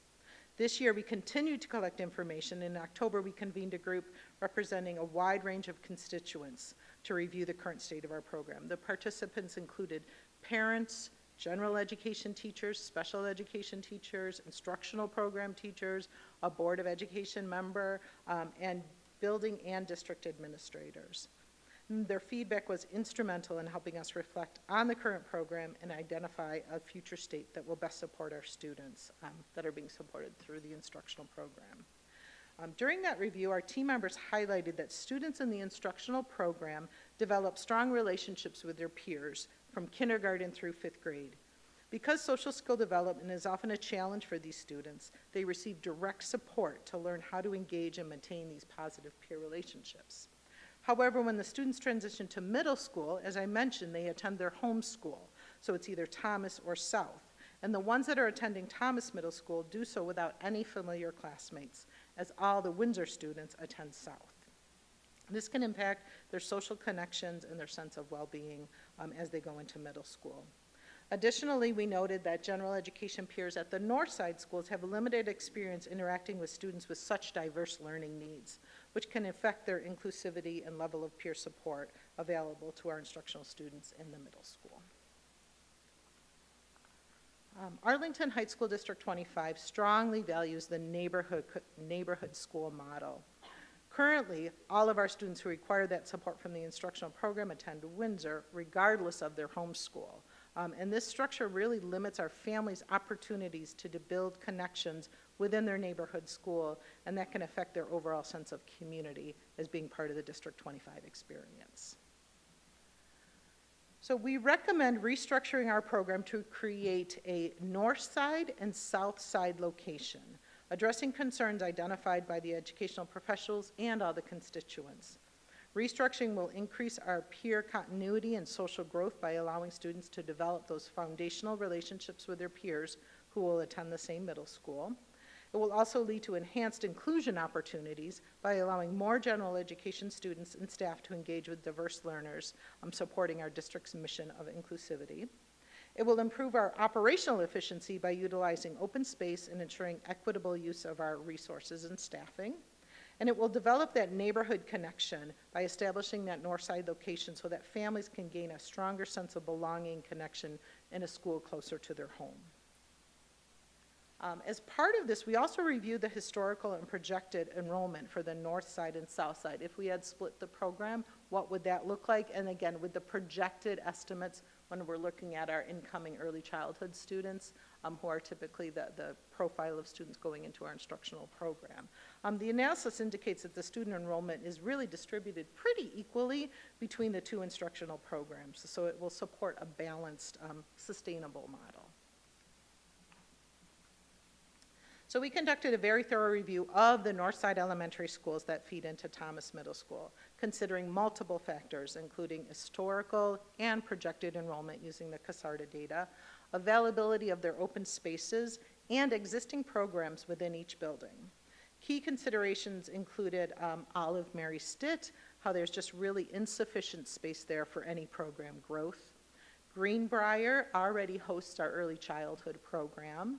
In Ivy Hill, we considered they definitely have some open space, but as we looked at it a little further, it's not sufficient for any long-term needs. We really want the sustainable growth. So based on this review, Patton Elementary School was identified as the ideal location for the North Side instructional program. It offers both space and a supportive, welcoming environment necessary for student success. Patton benefits from experienced building administrators and a dedicated team focused on supporting students. The school has a history of successfully hosting a district-level program, and we are confident that the students, staff, and families will embrace our new instructional program cohort. We need to make adjustments, and we'll add environmental supports to ensure student success. Importantly, this restructuring is not a full location. The program will continue at Windsor, and we're just expanding to Patton, which is a little different than what happened historically. So with that, we have developed a phased rollout plan to ensure successful and scalable implementation on the north side. In 2026-27 school year, this upcoming school year, we will launch with having children in grades kindergarten, first, and second that reside on the north side attend Patton. The students that reside on the south side, K-1-2, will continue to attend Windsor, and then all students entering third, fourth, and fifth will attend Windsor. They've already gone through school there, and they're just going to continue there and then phase out. In 27 and the school year 28, we will gradually continue to add 1 grade per level, allowing those students to progress naturally within the program. So the second graders will move to third grade, we'll add a new kindergarten level. So by the 29 school year, both Windsor and Patton will host a full K-5 instructional by their residency, by their location. So this approach will really allow Patton to integrate the program thoughtfully, ensuring students receive high quality support and services while maintaining the district standards of care and excellence. A key component of our implementation plan is to ensure adequate and experienced staffing for the Northside program from the current program. So we will be adding 2 classrooms that will transition from Windsor to Patton, and in that we will include 2 experienced special education teachers and 6 teaching assistants. There's 1 special education teacher per class and 3 teaching assistants. So we'll be bringing over 2 teachers and 6 teaching assistants. These staff members coming from Windsor will bring familiarity with the instructional model, practices that will contribute to Windsor's success and now play that central role in establishing a strong program at Patton. Additional supports would include a district-level student services coordinator, that's a district administrator, to oversee the program alignment and ensure all the collaboration with the IEPs and the families. And then we also have our student services specialist that was added last year. This person will go between the 2 programs to ensure they support the curriculum and the staffing and the space and all those extra things that we need to make sure the program works well. The students will continue to have full access to all those related service providers, the speech pathologist, the social worker. The FTE for those is dependent on the student's IEPs. So we'll know quickly how much support they will need and we'll make sure it has consistency across both sites. Over the past 2 years, we have been reviewing all the data, gathering feedback from the instructional team and the constituent groups to guide the development of this plan. The plan has been shared with and well received by staff members, and a few of the next steps include professional learning for all team members to ensure alignment and readiness, some job-alike opportunities to connect the Patton staff with their Windsor counterpart, definitely some family supports that has already started to help ease that transition for them, and student supports to make sure that they have a smooth and successful start. And then our phased approach is planned to begin August 2026, ensuring a thoughtful rollout to maintain the quality of our programs. So overall, the restructuring of the instructional program will definitely allow for student success, promoting inclusion, enhancing our community connections, and also ensuring equitable use of our resources. So I'm really excited about the plan. It's been a lot of positive feedbacks with the families and the team members. Really looking forward to the next steps. Any questions? Well, thank you, Diane. I'm going to open it up for questions and comments, but first I just want to commend you and Dr. K for what a thorough and inclusive process. Lots of, a big tent that we brought people into to really discuss it, and with great care for the students and the families and the staff involved in this change. So thank you. We know it's been a tremendous amount of work, so it's great to see it come to fruition and see it implemented next year. So, but I want to open it up to my colleagues for comments and questions. I'll go to you first, Deb. Mr. President, thank you. Not so much a question as a compliment. I highly admire, Diane, both the work that you and Dr. K have done, and appreciate and respect as a board member that this is something that we will be representing, the time that you put into ensuring that the students had something to look forward to, that their families as well were well prepared when they got to the middle school, and would have friends going in. And even Patton as a community, I think, is going to benefit so much from the inclusive opportunity of getting to know these students. And I've often said when I'm at Patton, which has not been that frequent, but it's like walking into a big hug. And I think they will do an extraordinary job expanding their resources and welcoming these students. So hats off to you. Yes, thank you. Thank you, Deb. Other comments, thoughts, questions? I just want to reiterate all of those compliments. I know that like projecting into the future, you know, you see a potential problem, if you will, with space and expanding program, and now I commend you for coming up with a solution that really benefits the students' ability to succeed and their ability to make social connection, and also is going to be such a positive impact on the Patton community as well. So thank you so much. Thank you, Melissa. Anisha? Yeah. I love serving with my board members because then we don't have to say anything because we'll be like ditto, you know, or ditto. But yeah, you know, the amount of care that's been taken for this decision, it's a really big decision, right? And you've talked to the parents and the students and the staff, the principal, and so just kind of looking through the whole process of this decision making, because change is hard, and especially for our parents who have, you know, students with special needs, like that change of a different school, different environment, but you've kind of cultivated ownership in this decision so that parents felt very comfortable going, you know, moving along to this next step as a positive. So thanks for the, you know, tremendous amount of care that you've both taken in this really big decision that's going to impact a lot of families. So thank you. Thank you. Thank you, Anisha. Diane, I think that's all the comments we have. Great, thank That's all you. thumbs up, so thank you again. Thanks, Diane. We're going to move to the business and finance section of the agenda next. We have an action item for the student fees for 2026-2027 school year. Can I have a motion, please?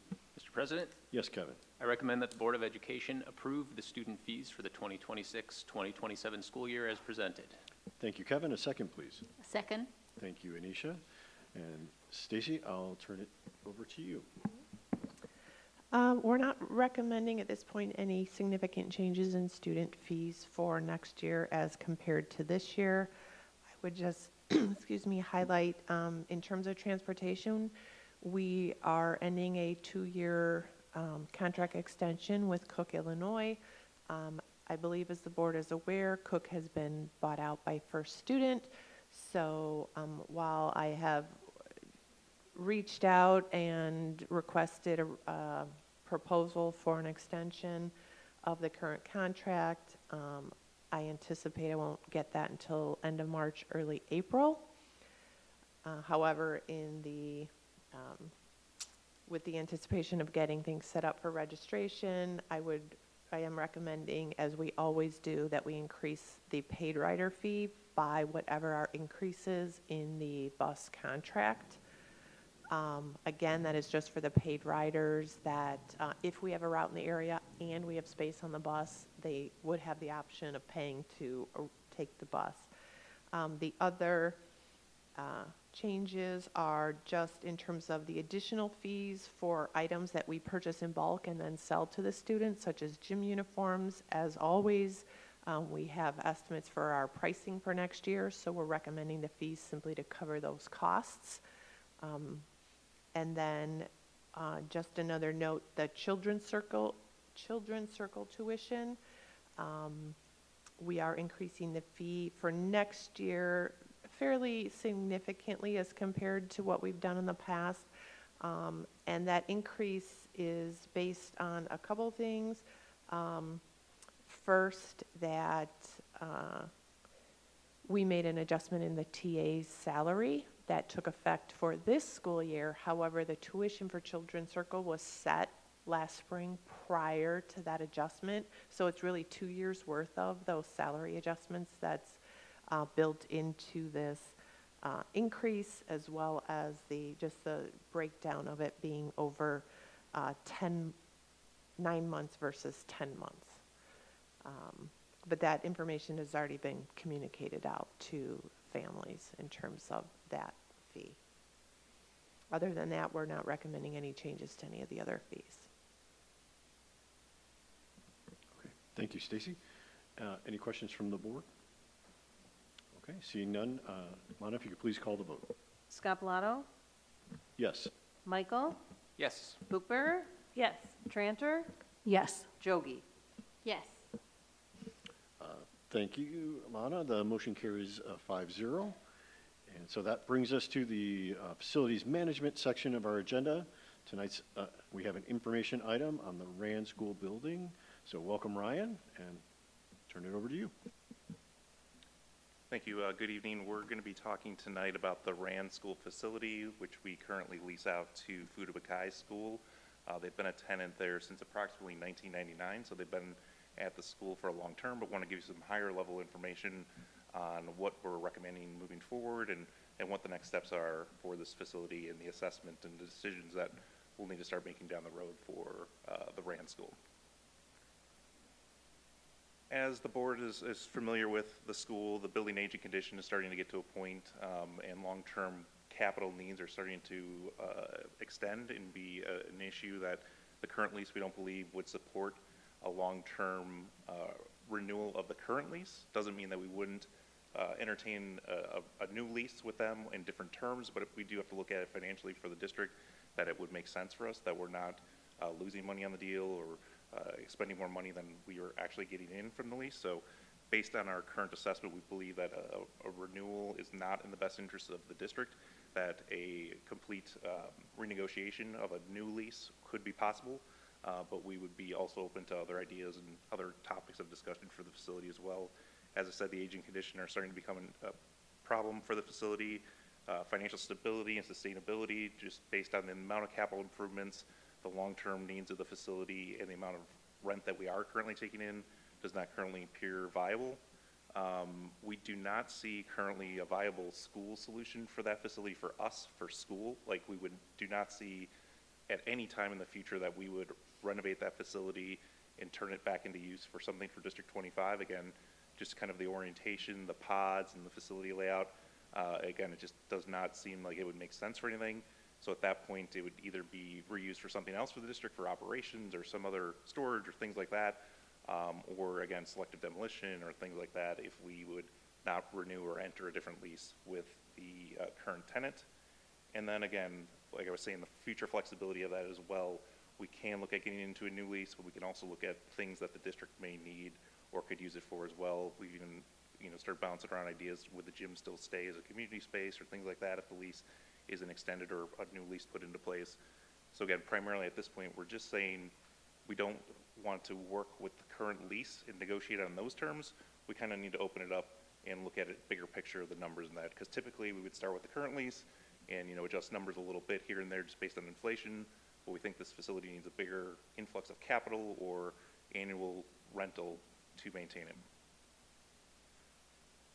Again, just some high-level information. We believe they've been there since about 1999. The lease does expire in March of 2028, and just when I was putting this together, that seems like an odd time to end a lease, so we might want to be looking at that right away too as well. Like, again, that probably doesn't align with the end of their school year, March. So just to put that out there, that that does seem like a strange endpoint. It was just when it was negotiated, but in hindsight, it probably doesn't align with their school year, and at the time when the lease was set, they probably didn't even think of that. It's just 10 years. So again, I think we'd want to be aware of that, in 2028, we'd want to make sure that the terms are till June or July when they would extend out for that. Again, kind of the high-level items that I already talked about, that we believe the facility is not in a position to keep going with the current lease and putting money into it based on the current lease terms, and that's why we'd be looking for a new or updated lease or other options for the facility. Kind of the three buckets that we're kind of looking at is deferred maintenance. Those are anything just from like catch-up tasks, kind of just maybe tuck pointing or just patching a roof, not replacing it, but kind of those kind of catch-up type of items, not full replacement. The capital items would be the full replacements, galvanized piping, roofing, HVAC items, things like that. And the long-term viability is kind of that, looking at the whole picture, the financial stability for the district, what our needs are, what the tenants' needs are, and putting that all together on how it would be a viable building for the future. So just currently, we are projecting about $3 million in capital expenditures in the next 5 years. That's in our plan right now that we're starting to show, that's starting to come into the plan. So we are starting to project money into this. Again, we would want some direction on that here in the future on if we're going to, again, based on what scenario we would go with or where the outcome goes on how that money would be spent, or if it would be reallocated to the other district buildings, or all dependent on how the outcome of the lease or our options would come forward. And again, we do project over the long term, again, I don't have an end date for this, but approximately $30 million in capital improvements in this facility, again, extended out over a long-term period of time, which is based on the current condition of the building. That's what we would project up to kind of go through every phase of the renovation that would be needed for that facility to get it kind of back up to where it would need to be. So again, a large number, again, that would be spread out over a really long time, but just trying to put into kind of a scale of how much money we're talking about over a period of time for that facility. Not going to go through all these, but these are kind of, again, an in-house condition assessment that we did for the facility. If you have any questions about them, I'd be more than happy to answer, but just kind of goes system by system through all the items in the building that we believe where their current state is and why they would need updates at some point. As I've talked about before, it kind of starts to snowball on some of these projects where if you have to do plumbing repairs, you have to take asbestos out, and they have to do ceilings and lighting, and it kind of just, depending on the scope of the project, can snowball pretty quickly on the amount of work that needs to be done. So I put an assessment together for those, does not have dollars in that attached to it, but it just kind of gives a high level look at the facility, what the condition of everything is in right now, and why we would believe that repairs or improvement would be needed. Just going into the other ones, mechanical, interior finishes, and site and infrastructure, same kind of thing with the assessments. So again, we do not recommend a renewal of the current lease. We are remaining open to a new lease with Food Bukai or even potentially other tenants that would be interested in the facility. We, again, have nobody knocking on our door interested in the facility, but if that would be a direction the board would want us to entertain, we could look at that as well. But again, a new lease would be necessary for this facility to remain financially stable for the district. And again, like I said, it must demonstrate that it's sustainable for us long term with the needs of that facility and making sure that we're in a good financial position where we're in. So tonight, what we're asking for is just board direction to notify them that we do not intend to renew their current lease. And all that means is that we would kind of open up the door to starting having conversations with them then on if they're interested, and start having talks about, like, would they be interested in contributing capital funds or a new lease. So at this point, that's all that would mean. Their lease does naturally expire if we don't do anything, so we don't have to worry about that. So if we just don't renegotiate, it will expire in March of 2028. But we think since they've been a tenant of ours for so long, it's in our interest to notify them on kind of where we're at and what the direction is going forward for that. So we would recommend that we send them a formal letter just to notify them that we don't intend to renew the current lease, but we are open to other discussions with the facility. In future meetings, we do want to bring back, obviously, options for the facility, for the lease renewal, looking at reusing the building, what it would look like long term, all those other scenarios we'd like to bring forward at some point for the building as well. So that would be at a future meeting. But currently, we're just talking about Food Bukai and their notice. So that's all I formally have on this topic, and I'm open-ended discussion. Thanks, Ryan. And just to clarify, the current lease goes through 2028, so we're not talking about any changes. We'll continue to do the capital improvements necessary to maintain Food Bukai's current lease. But the terms have been entering into new 10-year leases, which we do not recommend at this point. So just the board direction, I think, is very clear. We're just looking for permission and direction to send them a letter notifying them that at the end of this current lease, we're not looking to continue it, but we do have an interest in having a conversation about how we want to and how long they want to continue leasing it, but it would be totally new terms. So thank you, Ryan, for the detailed description, and Stacy. All right. Thank you, Ryan and Dr. Kate. Let me open it. Just to Oh, further, I'm sorry, Stacy, sorry. just to further clarify, so the $3 million that is currently in the 5-year capital plan, we may not spend that, assuming the board is interested in us looking at something different going forward with Fuda Buckeye, because if they would choose not to be in the building after the expiration of the lease, we would first want to decide ultimately what we're going to do with the building before we make those. So we may not spend what's in the 5-year plan until we know more. Yeah, and just to back that, it would kind of be just the maintenance kind of going forward then, right? We would just be maintaining the facility as it currently is. We would repair a pipe if it broke, but we wouldn't be doing those full capital expenditures the next couple of years of replacing the full system piping or unit ventilators and things like that. Great, thank you for those clarifications. Questions or comments from the board? Anisha? Yeah, Mr. President. Thank you so much, Ryan, for kind of going over, all the details and information, and also inviting us to tour, the building. It was so informative to kind of look through it, and from your lens as an expert in kind of facilities management, to see the condition of the building, right? I also am so impressed with the care that's been given to this decision, because Fuda Buckeye had been a longtime partner of ours who are taking care of the Japanese American students, right? So a very similar mission that we have here in District 25, and at the same time for us to continue to keep that lens of fiscal responsibility. So it's been really helpful to be able to tour and be able to make an informed decision when that time comes. So thank you, Ryan. Comments or questions? So, Ryan and Dr. Kay need our direction. Are there any objections to them moving forward as described? Okay. So I think you have authority, and we look forward to hearing more. Thank you. All right. We are going to continue on under our same topic here. So the next item is an action item for the grass cutting bid. Can I have a motion, please? Mr. President? Yes, Kevin. I recommend that the Board of Education approve the grass cutting services bid for the period of 2026 through 2030 in the amount of $251,009 and award the contract to Gilio Landscape, the lowest responsible and responsive bidder. Thank you, Kevin. A second, please. I'll second. Thank you, Anisha. And Ryan?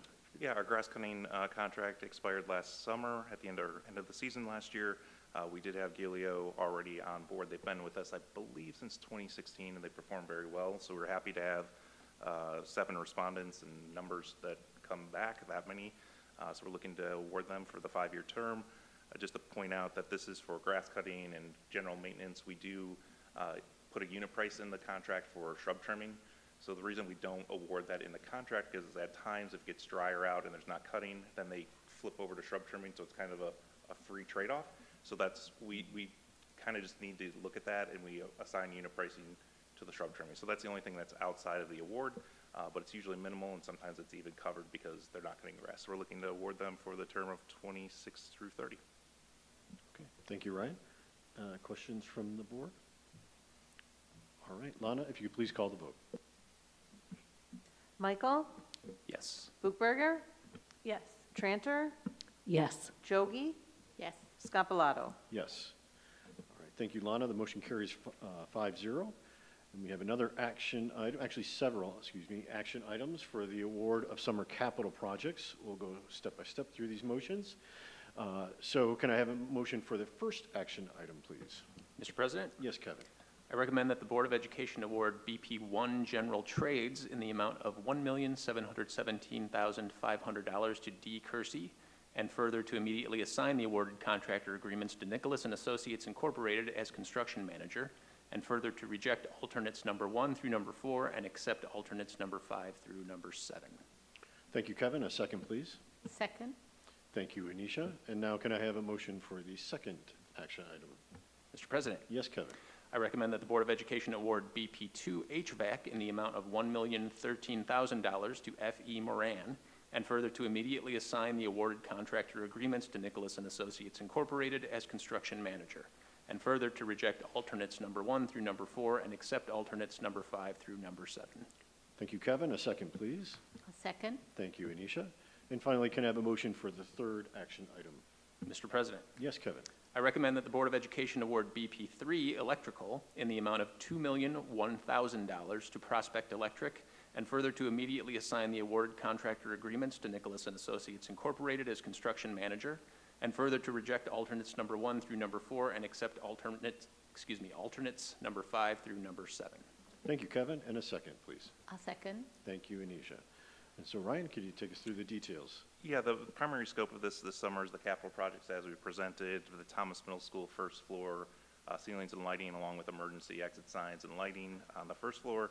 Again, this is in addition to last summer where we did the second floor, so we're just finishing up now on the first floor of Thomas. It's a very large scope, big building, so we're looking to refresh that space and give them improved lighting and things like that at Thomas. Windsor Elementary, kind of similar. Windsor will be for the majority of the facility that, again, we've done renovations on that there in the past, but this is more the original portion of the building where we'll be doing ceilings and lightings in that portion of the building as well. We are recommending to hold off and reject the alternate right now for the library until we fully program that space. We think that we still need to look at that a little bit more with if office spaces or anything like that needs to be modified in that area. So we will project that in a future year, either next year or the year after. But for right now, we're just holding off on any renovations in the library space until we kind of lock that building in a little bit more with those types of items. One of the major projects in this is minor school that we've been picking away at different capital projects. That facility this year is the second floor HVAC, the unit ventilators in the classrooms. A good majority of them are budgeted. I would say 90% of the second floor will be covered this year, and we'll keep scaling that year to year on HVAC replacements and air conditioning, and then also health and life safety improvements across the district. Again, that's primarily from the 10-year life safety study that came in at the end of last year, implementing them for fire alarms or plumbing fixtures and things like that that just need to be updated. So again, we have a broad scope included in this recommendation. Again, as I talked about before, we are looking to reject some of the alternates. The alternates for the minor, a couple rooms, 1 and 2, that would be just a few rooms that we did that for budgetary purposes. We put them as alternates to see if we could award it. Our recommendation at this point would be just to hold off on those and build them in for next year or the year after. The Thomas second floor HLS actually is very minimal. We're going to be doing that in-house.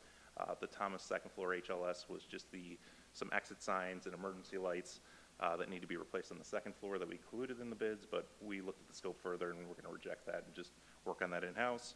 As I said, the Windsor Library will be a future year.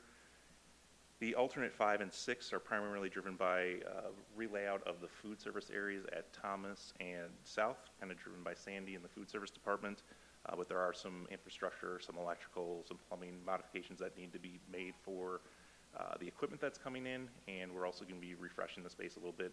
New flooring, new painting, new ceiling and lighting in those areas as well.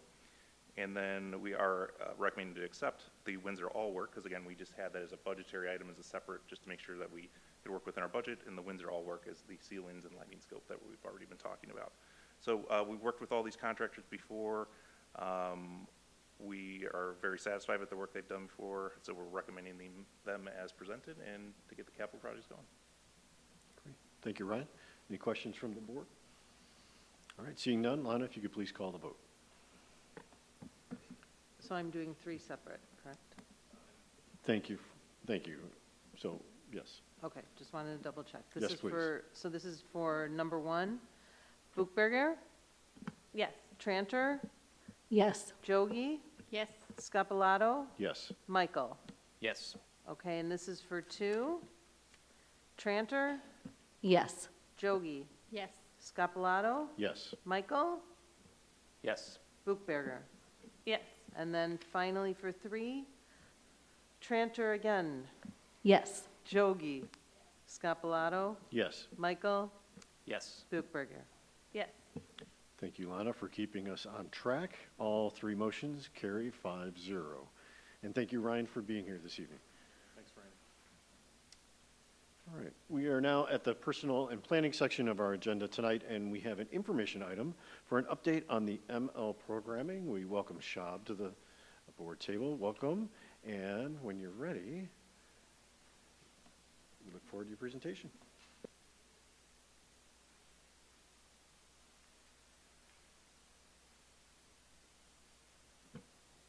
evening. I am thrilled to share this presentation with you today, so thank you for having me, to provide an overview of our district's multilingual programming. I've gone ahead and listed the goals that we will cover for this presentation, which is student achievement and learning environment. And I have organized this presentation to share overall who our multilingual learners are, how we support their learning, and how we measure their success. And of course, we'll have time for questions. I share a similar presentation with our new staff, and it's always fun to go over this general information. The total number of our multilingual learners is 584. As of earlier this week when I did this presentation, this number does change quite often as new students transfer into our district. We have 47 languages, which is amazing, and we have 19 amazing multilingual teachers in our district. On the right of this slide, you will see the breakdown of our multilingual learners. We have the bulk of our students are in the K-5 schools, right? Which makes sense because later on in the presentation I'll share more information on how long it takes to achieve language proficiency, and our middle school students are getting to that point. Our top 3 languages are listed there: Spanish, Ukrainian, and Russian. This is always a fun one to discuss, as our district has seen various languages be in the top 3, but I chose the top 3 because later on some of the other languages it could be single-digit number of students. So this is the majority of our student population at this time. For staff, we have 15 teachers who service our elementary students and 4 teachers in the middle schools. So that's just some general information for you. And then this one is a snapshot of what's going on at each building. So I'll give you a couple seconds to just review each school. I'll note that Greenbrier is the one that has 2 numbers, one for early childhood and one for the K-5. And then the out of district says K-8 because those are all the students who are in various schools.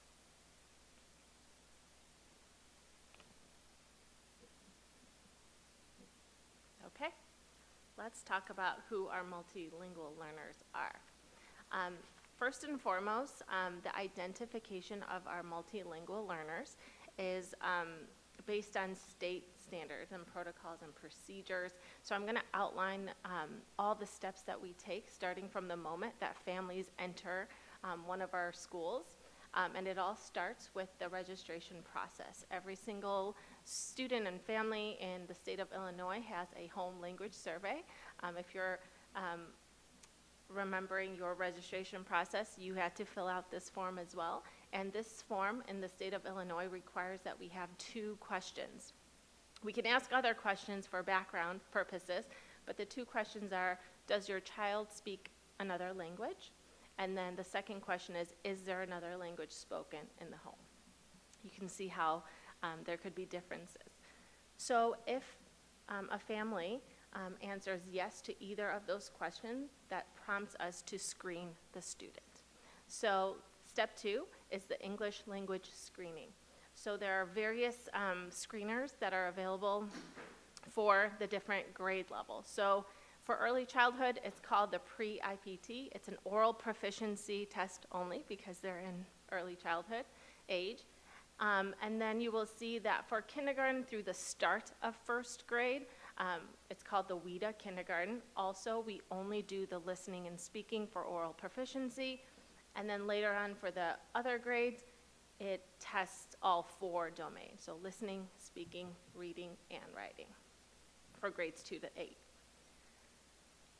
Once we screen students, it's time to notify families. So we have, our team has taken the samples that the state of Illinois has offered us, and we have tailored it to our own needs with additional information as needed, but parents receive a notification letter within 30 days of the screening process to inform them if their child has qualified for receiving services. And at that point, it's not that we're asking for permission, although parents do have a right to refuse services, and I'll talk about that later on. But this notification, the purpose is just to inform them that you qualify or you didn't qualify. And then the multilingual staff work on class placement and scheduling for the student.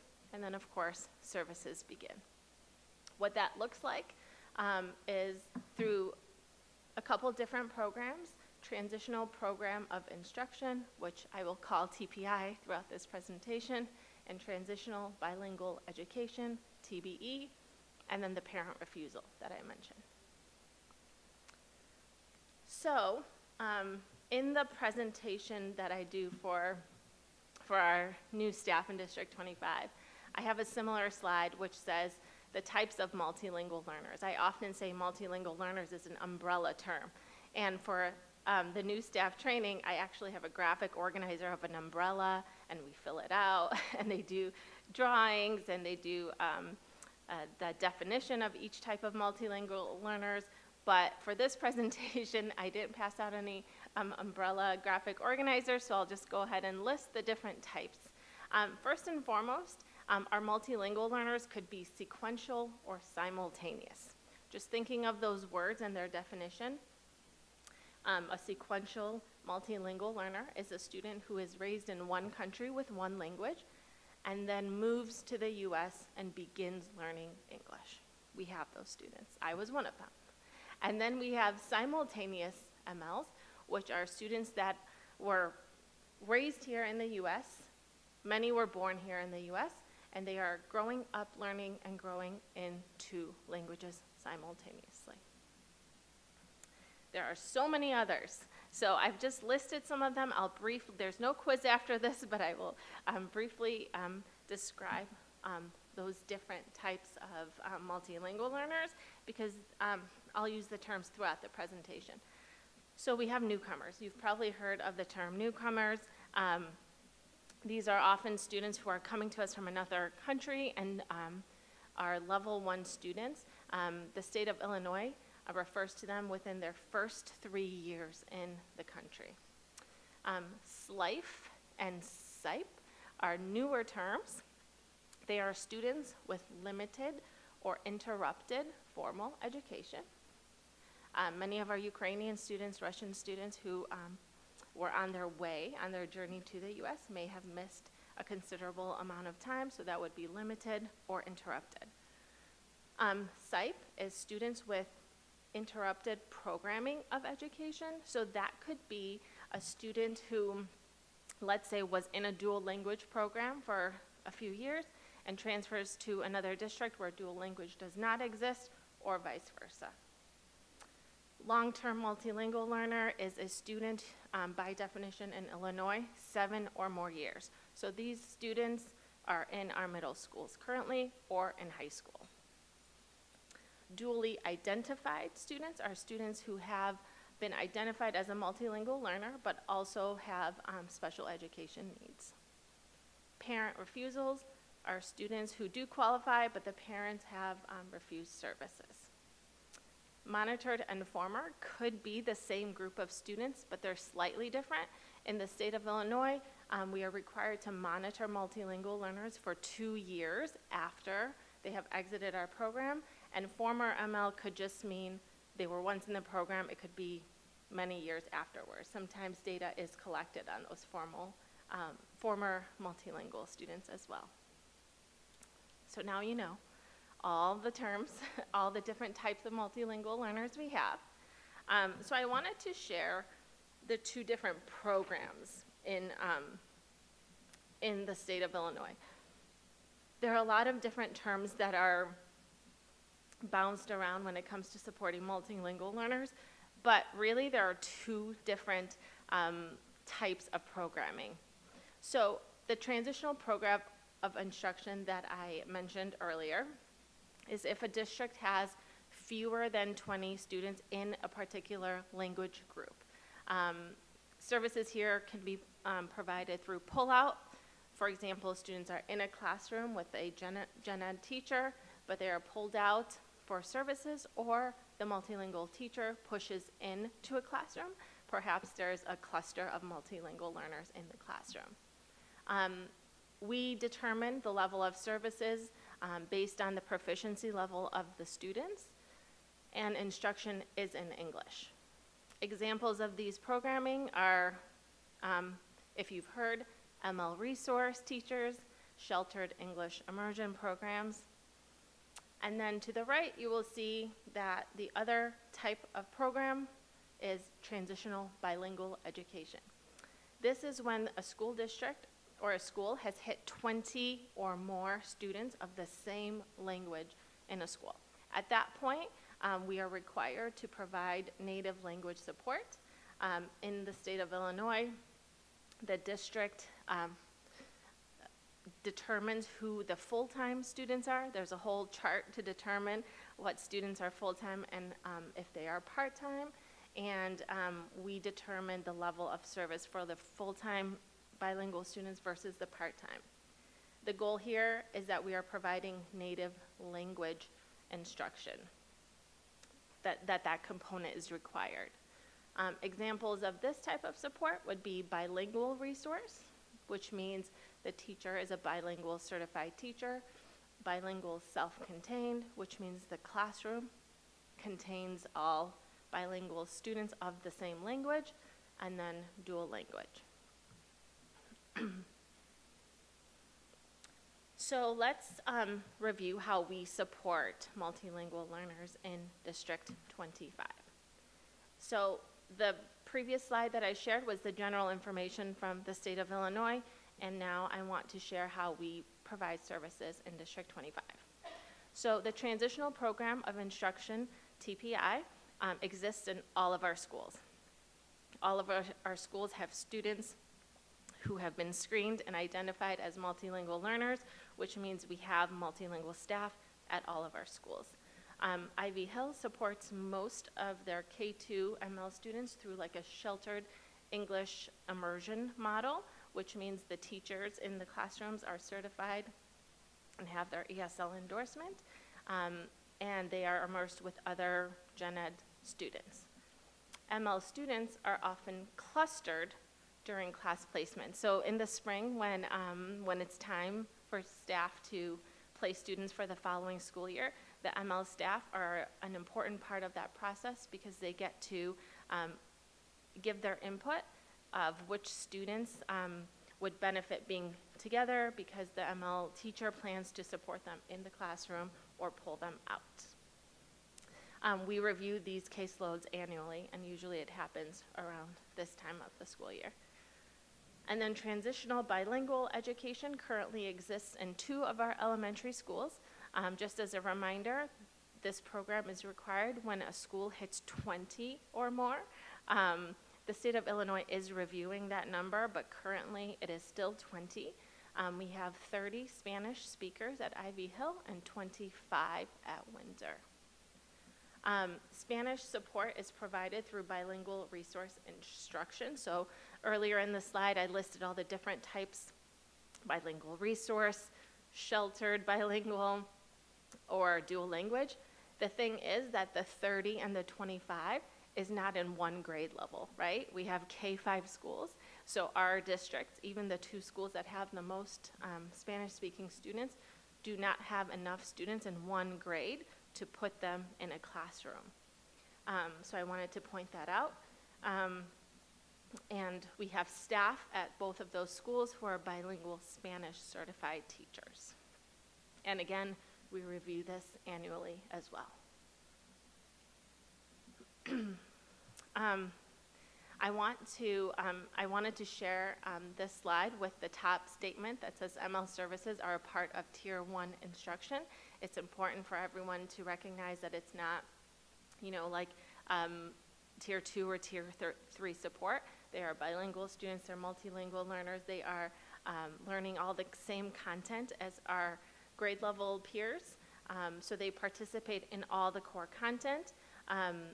And elementary ML support takes place during structured times in our schedule within the elementary setting that are to provide support as needed. So for example, in elementary, we have structured academic time.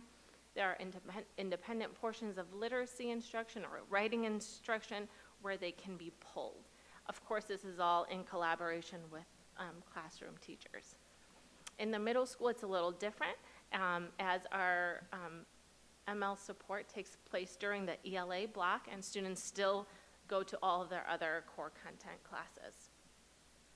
And of course, if after a few years of ML support and teachers and data recommend that the student may need additional support, ML students do get support through MTSS Tier 2 and 3 if needed.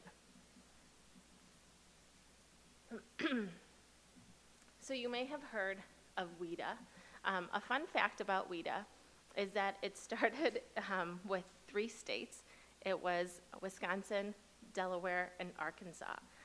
So it was actually like a capital W, capital D, capital A with a lowercase I. They just wanted it to flow. That's a little fun fact. But many states started joining this consortium, so it changed to world-class instructional design and assessment. And today, WIDA doesn't stand for anything. So I just wanted you to know that when I say WIDA, at this time, WIDA is just WIDA. People know it as the consortium that supports multilingual learning. 42 states are a part of this consortium, which is amazing. I feel that when I started teaching, it was around 30. So throughout the years, more states have come on. Basically, because Illinois is part of the WIDA consortium, all of our language screeners that I've mentioned along the way and all the assessments come from WIDA. So if we receive a student from Wisconsin, who is also in the WIDA consortium, we have the same assessment tools.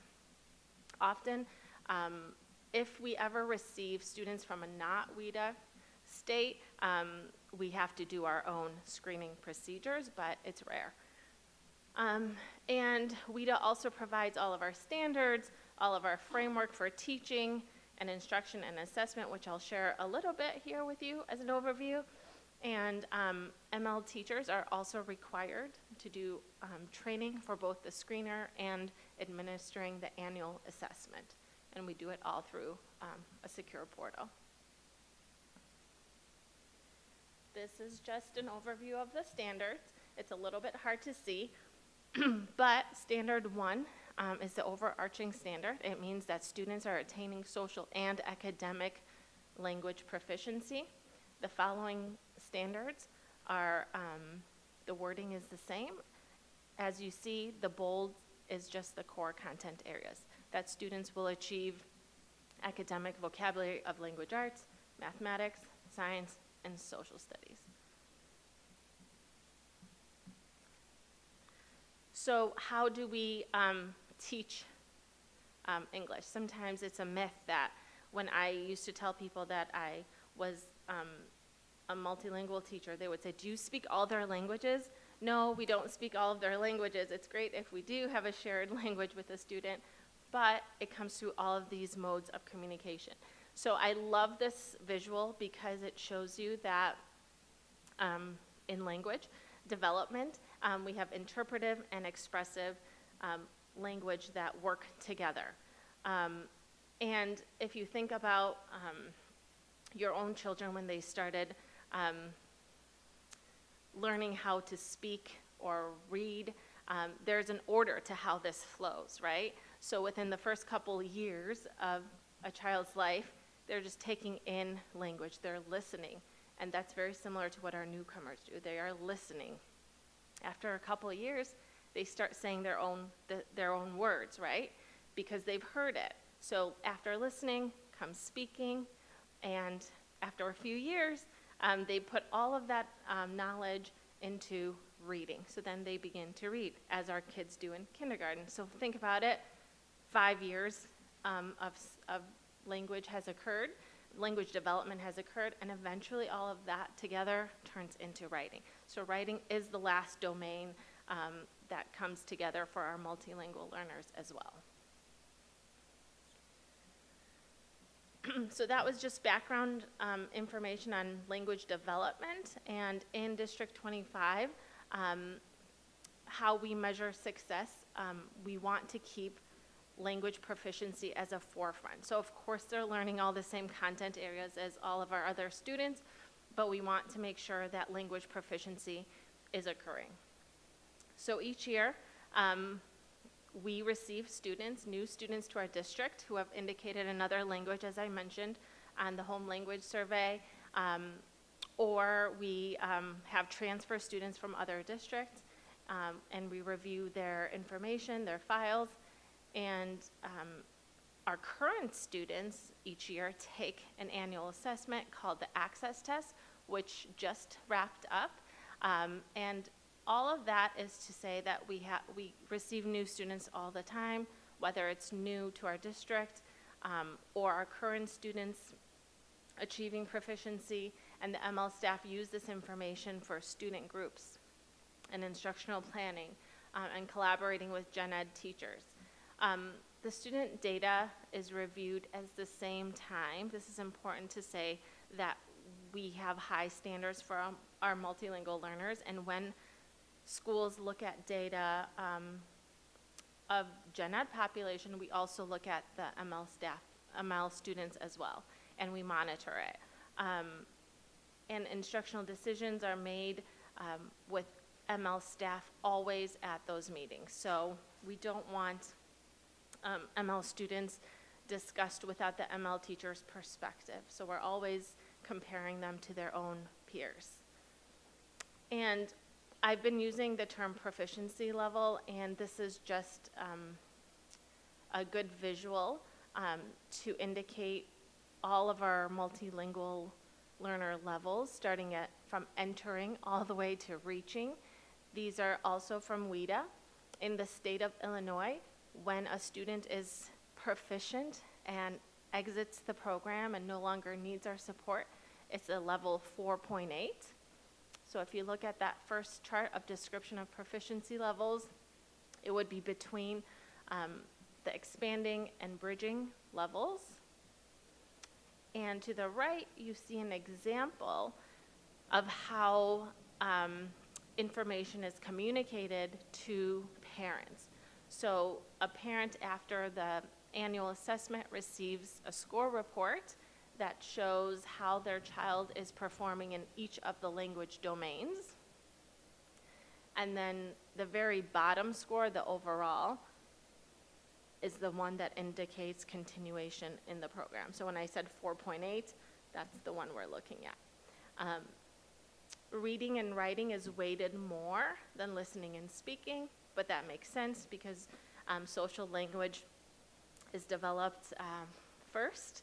But what will get our multilingual learners to be successful in core content areas is that reading and writing, so they are weighted more heavily in the assessment. And then this slide goes ahead and shares some information that we have developed in District 25 when multilingual learners do participate. In local assessments, we have determined that they can be exempt in the first year. This mirrored some state protocols several years ago. Now, in the state of Illinois, there is no exemption rule for like state tests, like the IAR. Our newcomers are still taking IAR. There's no exemption, but because we have the ability to make decisions for local assessments, such as map testing or any other assessments we're doing within our district, we've allowed exemption for the first year in the school. And we allow accessibility features and accommodations as needed. This could be as simple as students benefit from familiarity of who's giving the test or the test environment. Does it need to be in a small group? So making those types of decisions. And of course, we're focusing on growth with ML students. So we're comparing them to themselves or them to other ML students, not our gen ed English speaking peers. Of course, I love data, and if you love data as well, all of this information can be found on the school report cards. Data of English learners is available for all of our schools because English learners is a subgroup for all of our schools, and we review this information throughout the school year as well. This is a direct pull from school report card at the district level, not one of the schools specifically, although each school has a pretty similar exit rate. Exit rate is something that we look at in terms of how many students in the district exited the program, achieved the 4.8. And as you can see, our program, our multilingual learners have more than double the state's exit rate. The next few bullet points are bullet points I'm especially proud of. We have 136 students who are in their first year in the U.S., and they're just doing an incredible job within all of our schools, growing, getting accustomed to U.S. school system, and only 17 parent refusals across the district, and only 18 students who are long-term English learners.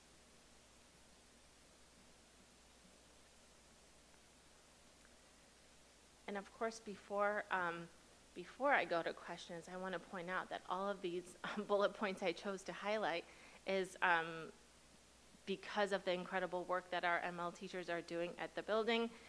Outside of the data I shared and the surface of the assessments and some of the screening information I shared, the multilingual program is really based on encouraging staff to appreciate the cultural diversity, and they go above and beyond to make sure that our families are supported, that they have access to opportunities. So if you ever get a chance to see the multilingual teachers, I encourage you to do so. And of course, the multicultural events throughout the year are amazing to participate in. But with that, I will leave it to questions. Thank you, Shab. Sure thing. Yeah, we really appreciate that comprehensive look and helping us understand that important programming, that ML programming. And so I want to look around and ask any questions from the board for Shab. Okay, Deb? Just a couple of quick questions for you, Shab. First of all, thank you so much for educating us on this and sharing this last full slide, 17 parent refusals, surprised me because 13 years as an educator in the district, I never had an ML parent refusal, and to be honest, didn't know that was a thing. Yeah. What do we do then? If you have a student that does not speak English and a parent refuses ML assistance, it's a barrier to assist that student and for student growth. Can we help in any way? Sure, that's a great question. So the reason I pointed that out is because 3% is actually very low for a district of our size with the 584 students that we have active. And some schools don't have any parent refusals, and the ones that do are typically our middle schools. And so I can share with you why. So I have, anytime there's a parent refusal, a parent reaches out to the ML teacher first, and it prompts us to have a conversation with the parent. So they can't just say, I refuse. It encourages us to reach out to them to make sure they understand the services that they qualify for and how our services can support them. So typically in any parent refusal meeting that I've been a part of, the parent themselves has a certain opinion of a multilingual program, and they don't want their child to be identified as such. And so at that moment, they just say, it's okay, I'll help them. I'll maintain communication with the classroom teacher, but I don't want them in the multilingual program. Sometimes it's, I don't want them pulled. Sometimes it's, by the time they get to middle school, the elementary setting, if you think about it, is students are in a classroom and a multilingual teacher sometimes is another support in the classroom. So it's not seen as something different, but once they get into the middle school, the parents might not want that setting, or they refuse based on, I know my child needs support, but I want them to get different support. So there are different reasons, but it's unique for every family that chooses that. Thank you. And then my second question is on the TBE. You had shared that Ivy Hill and Windsor currently have that for the Spanish program, but we've also noticed the Ukrainian and Russian speaking population is really growing over the last few years. Are you at all worried, as I think I would be, if we need an educator who speaks Ukrainian, how hard that would be to find, or Russian perhaps, or one of the other 47 languages that aren't as fluent as Spanish? Sure, yeah. Another great question. So I do review numbers every single year, several times a year, and right now none of our schools are close to 20. So remember, it has to be 20 at one school. A couple of our schools are in the low teens, so maybe like 13 Ukrainians. Here's what happens at the end of the school year. We have, let's use the middle school, 8th graders move on to high school, and then we might get a few to replace them. So then the number goes down or is maintained. In elementary school, students might achieve proficiency, so now they're not part of the 20 anymore. Maybe we get some kindergarten students who fill that up. So the numbers have maintained. However, I know that it's possible that we reach 20 in one of the schools for Ukrainian. It is difficult to find staff who are certified with, professional educator license and the Ukrainian or Russian bilingual endorsement, but they do exist. There are several districts in the area who do have programs for bilingual, for TBE. And the state is promoting how to get teachers licensed faster than traditional ways as well. So I think it's evolving in all districts at this time, but we'll keep an eye on it.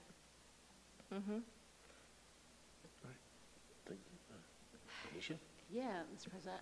Shab, thanks so much for that comprehensive report and telling us about all the different ways that we're supporting our students, our ML students, and also kind of cultivating that sense of belonging at the same time for the families and the students.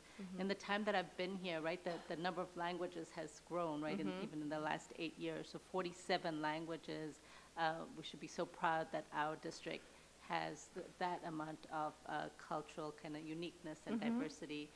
And I also want to say, I see the passion of the ML teachers, when we go to the multicultural nights, sometimes they're facilitated by our ML teachers, which is a lot of work in putting together this event that, like the one that Kevin just went to.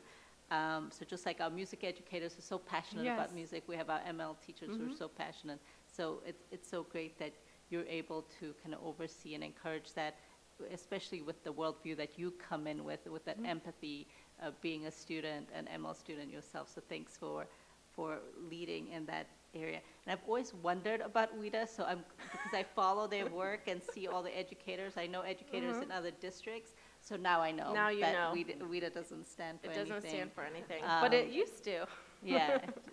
And I can also empathize with the parents who refuse.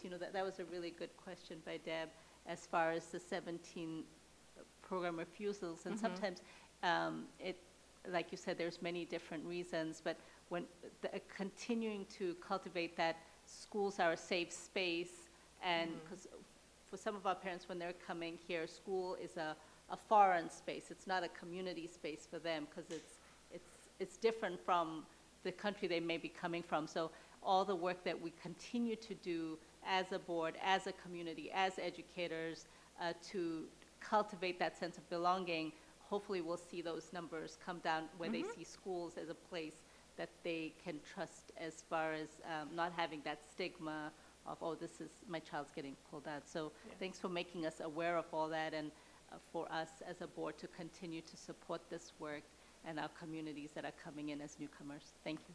Thank you. Thank you. Anisha? Mr. President, Melissa? I just had I just wanted to reiterate how amazing our multilingual teachers are. I have seen firsthand how they are many of our students' #1 advocate, #1 connection, and just like play a vital part in their lives and in their success. And they do go above and beyond. So big shout out to them. Big shout and out. thank you again for your review of this program. I did have one quick question. When you said that students graduate once they reach a 4.8, I was just wondering, does WIDA set that level? Do we set that level? How is that number determined? Good question. So while we utilize the screeners and assessment tools from WIDA, each individual state gets to set their own exit criteria based on like what's happening and trends they're seeing within the state. So when I was teaching, the exit criteria in Illinois was 4.0. Okay. So my students were exiting at 4.0.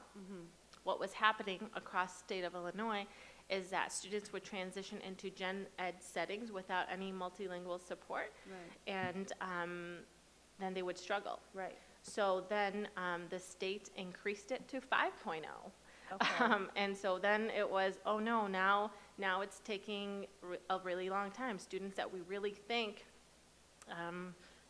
could do really well and succeed in the gen ed are not exiting our program. And then the program was staying large, right? And then eventually they did a pretty deep analysis and found that 4.8 was the magic number, where most students who had achieved 4.8, even when it was 5.0, were really successful with gen ed expectations. Okay, so it's set by the state. Correct. Okay, thank you. Mr. President? Yes, go. Good job. Thank you for the detailed presentation. This is actually kind of a follow-up to the question Melissa just asked. So on slide 9, you talked about the different categories of multilingual learners, and the last one mentioned is the monitored or former ML. Yes. So would that be those students who have achieved 4.8 or higher, or is there a different way to determine which students are in that monitored category? Correct. That's exactly who it is. So if a student, when we receive results in May for how they performed this round of access testing, we call it highlighter day in the ML department. We take our highlighters and we highlight all the students who have achieved the 4.8. That means at this point, for the next 2 school years, they will be monitored. We have to still keep track of them. For example, when they take the MAP test, are they still on track? We'll stay connected with their classroom teacher, even though we're not providing support. Former ML could be beyond those 2 years. Sometimes schools like to look at the data of their former MLs. Data and research does suggest that former multilingual learners surpass English-speaking peers in several assessment criteria. So it's an interesting path to look at when it comes to the success of the bilingual brain. But it could be the same group of students, but definitely once they achieve 4.8, they're either in the monitor phase or just former ML. Great. Well, thank you again, Shab. We appreciate it. Thank you. Thank you, Shab. We're now at the superintendent reports. Oh, Dr. Kay, I'll turn it over to you. I'm going to start with a compliment. If you look at the expected time that this would begin, I think kudos to Lana for the predicting how much time each category would take. So 9:35, we're just a couple minutes past that. I know some of you think we're probably well beyond that, but we're right on target, folks. So thank you, Lana, for those predictions on the time. So I have a couple topics. I'm going to start with the pages that were stapled and put at your table. It is the work of the strategic plan. So this is the first section I want to go over. There are 3 pages. They're stapled together. The portrait of a learner is on the front. There's been no changes, but at the very bottom there are questions, and it's just one: whether or not you as individual board members can support the current portrait of a learner moving forward as is to the final meeting of our strategic plan, which is next Wednesday afternoon. You'll notice on page 2, there's a list of the mission, the vision, the core values that the strategic plan has been going over. And at the very bottom, the same question: can you support the current mission, vision, and core values that the strategic planning refresh team put together? And then the last page, the draft strategic plan recommendation of the 5 different goal areas with the critical strategies that go along with each. You may not have seen this one because this was the work we did at the last strategic plan to get to this point. So these may look familiar, but you wouldn't have known which ones landed as the potential final. All of this is feedback we're getting only from select groups of leadership teams. So my cabinet level team gave some feedback this morning. I sent it to the presidents of the PTAs. I'll talk to the principals tomorrow, and another leadership group we wanted to get feedback from was the board.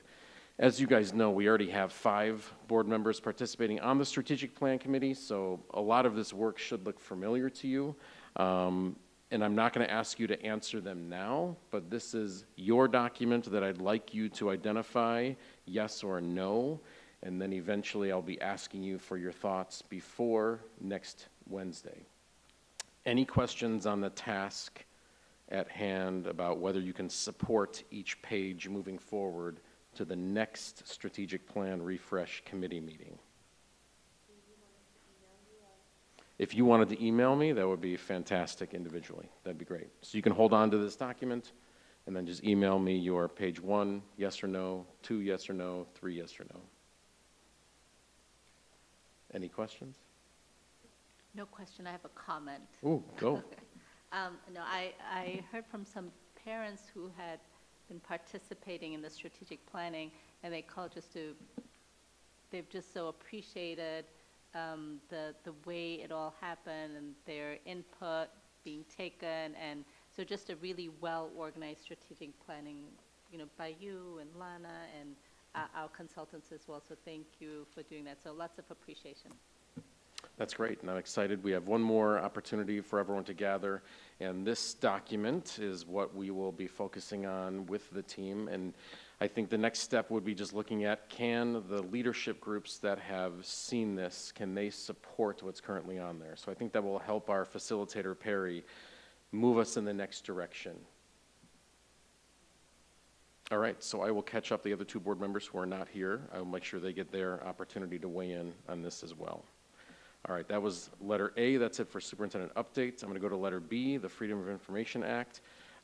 We had a total of 7 FOIA requests over the last month, and our administrative team ensured that all inquiries were addressed accurately and on a timely schedule, meeting all of the legal requirements for timely disclosure. Any questions about the 7 FOIAs? All right.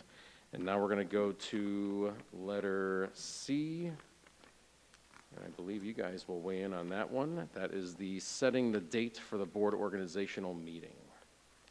It is an information item for us to discuss. The documents are there, including the draft dates for next year's board meetings, but this point is setting the date for the organization of the board.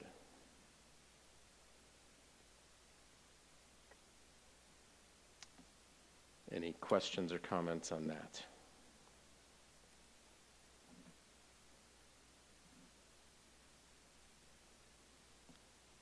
So the question is, when would that organizational meeting take place?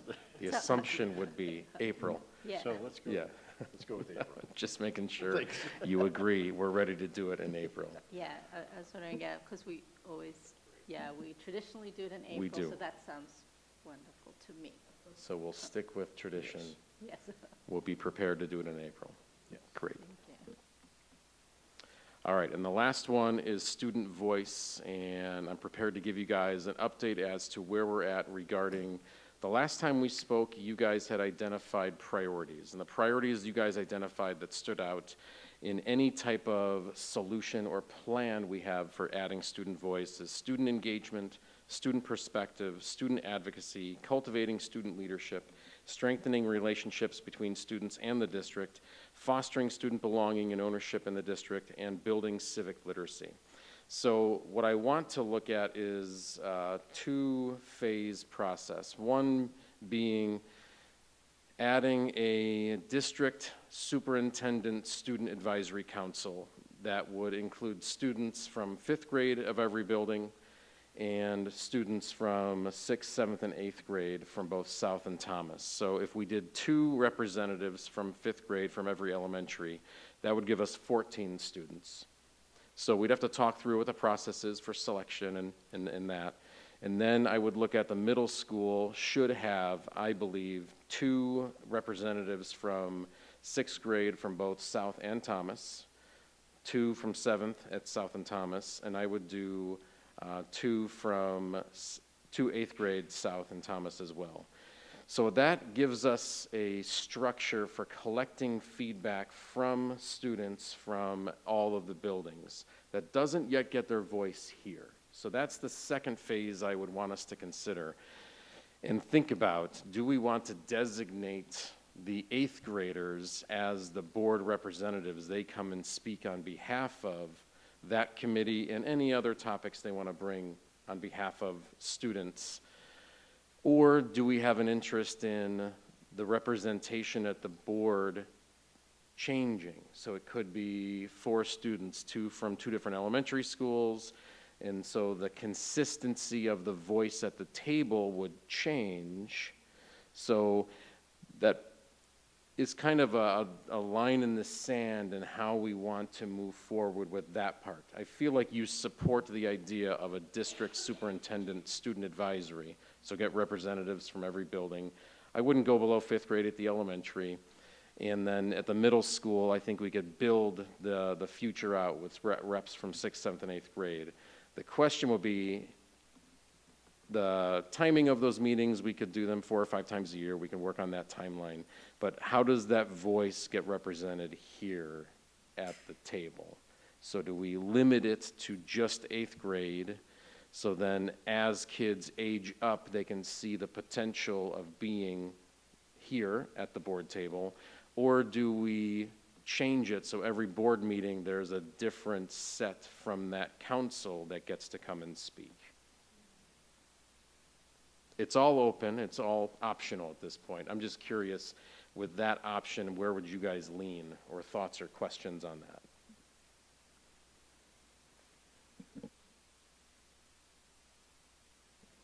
I can start us off. I know my colleagues have great thoughts as well. So, you know, I haven't thought of that idea before, and you know, Brian, both of us and a lot of our board members have interacted with student board members at the state conference and so forth. I've always seen them as the 8th graders and 7th graders, but I do like the idea you just brought as far as rotating them and having 5th graders included, because then we cover all our schools versus just the 2 schools. So I like that idea of having that superintendent advisory inclusive of all the students. I'm wondering then that question about how does that translate with student voice at the actual board meeting? Does that rotate? So yeah, I'm still thinking about that one. I like the idea, though. I'm trying to see how that would fold out. I think that just brainstorming, one advantage of rotating, you know, obviously our students are busy. It's quite a time commitment. People get sick, things come up, so that would make it possibly easier for students to attend. I'm thinking about the rotation idea, and I see an opportunity rather than maybe it could certainly be like grade level, like a different grade level, but what if there's an opportunity for mentorship there so that you're partnering a fifth with a seventh, a sixth with an eighth. And what I like about the rotating, whether it's that way or any way it's implemented, is just, I think each grade level or each, they just bring different things. And I think, the part of the benefit of being a part of this process is the opportunity to speak, and I think offering it throughout their experience could be a positive. Thought that I just had as Greg was sharing that, not only do I agree that different grade levels bring different perspectives, but every school community is unique in District 25. So it also gives us different perspectives in terms of, one neighborhood school is not going to be the exact same perspective or lived experience for a student as another neighborhood school. So I think it would be interesting to be able to get the voices of all the different parts of the D25 community in here at various points over the school year. I do agree with my colleagues. I like the idea of rotating through and each grade level having an opportunity. However, I'm struggling to see how they'd all have a chance in the same year to come through. If we've got 7 schools with 2 fifth graders each, if each school is coming to a meeting, so that's 7 meetings, and then we've got 6th, 7th, and 8th grade for 2 different middle schools, each coming separately, that's another 6 meetings. Simple solution, Deb, just add a lot more meetings. So I like the idea of the rotation, not interested in that idea. That doesn't meet our interest. I like the idea of the rotation where you're doing the mentorship. So you could have South 6th graders with Windsor 5th graders. So they could be at the same meeting giving an update. So I don't think you would need as many meetings. It doesn't need to be one school updating per meeting. So I do like the idea of maybe always having a middle school group and an elementary group. So you have 2 schools represented at every meeting as an option. Yeah. No, I like that idea because it also gives exposure as far as our civic literacy goal of more students coming through our doors here and being in this space, right? We've had them at our strategic planning, and that made that process so much richer, hopefully for the students, and I know for us. And so that would be great. And even just from today, seeing the students, and thanks to Allison, she just walked out, I think, but giving up her time for the students today, I believe that those students, hopefully 10 years down the line, will still remember that they were here tonight, right? And what a fabulous job they did in presenting, and a boost to just confidence and presentation skills and so forth. So, yeah, I really like that solution to what you're suggesting, Brian. Yeah, so I feel like this is great feedback for me to build the next stage of what this could look like, and I'll use the current draft of the board meetings as the sample of how I could then invite different groups. My idea would be to build it so that it's starting next school year, so I could be working on this now if we agree that 5th grade, so I could look at current 4th graders, and then I could look at future 6th, 7th, and 8th graders, so that we could potentially have this, whether it's in August or September, with who would be participating at the board meeting and who's participating in that district advisory council.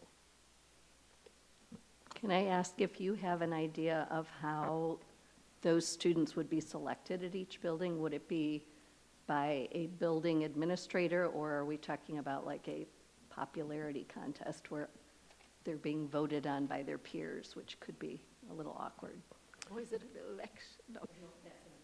Yeah, I think the selection process should really be through kids that express interest first, so I really see it as like an interview opportunity where it would be the principal and me or some other people, combination of administrators. So I want kids that have an interest in this, so I wouldn't be doing a voting type of process to select who would participate in this. I don't think everyone would love this type of work, so I do feel like if kids are given the opportunity to first put their name in, and then we would do an interview process. I think that would be the most appropriate way. And yeah, I think we're looking for a variety of students with a variety of backgrounds and experiences and interests. So I don't like the popularity contest because I don't think we would necessarily get all of the students that are interested in wanting to do this work. I have a question, Dr. K. So the district advisory council would be the students and yourself, is that correct? Correct.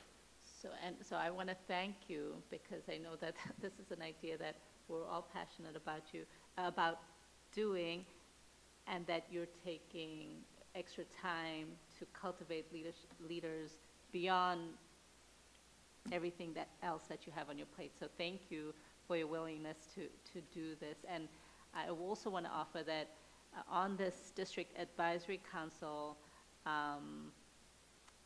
you can volunteer us to be part of it as far as if, to lend a hand or be part of that council. Did you get that in the notes, Lana?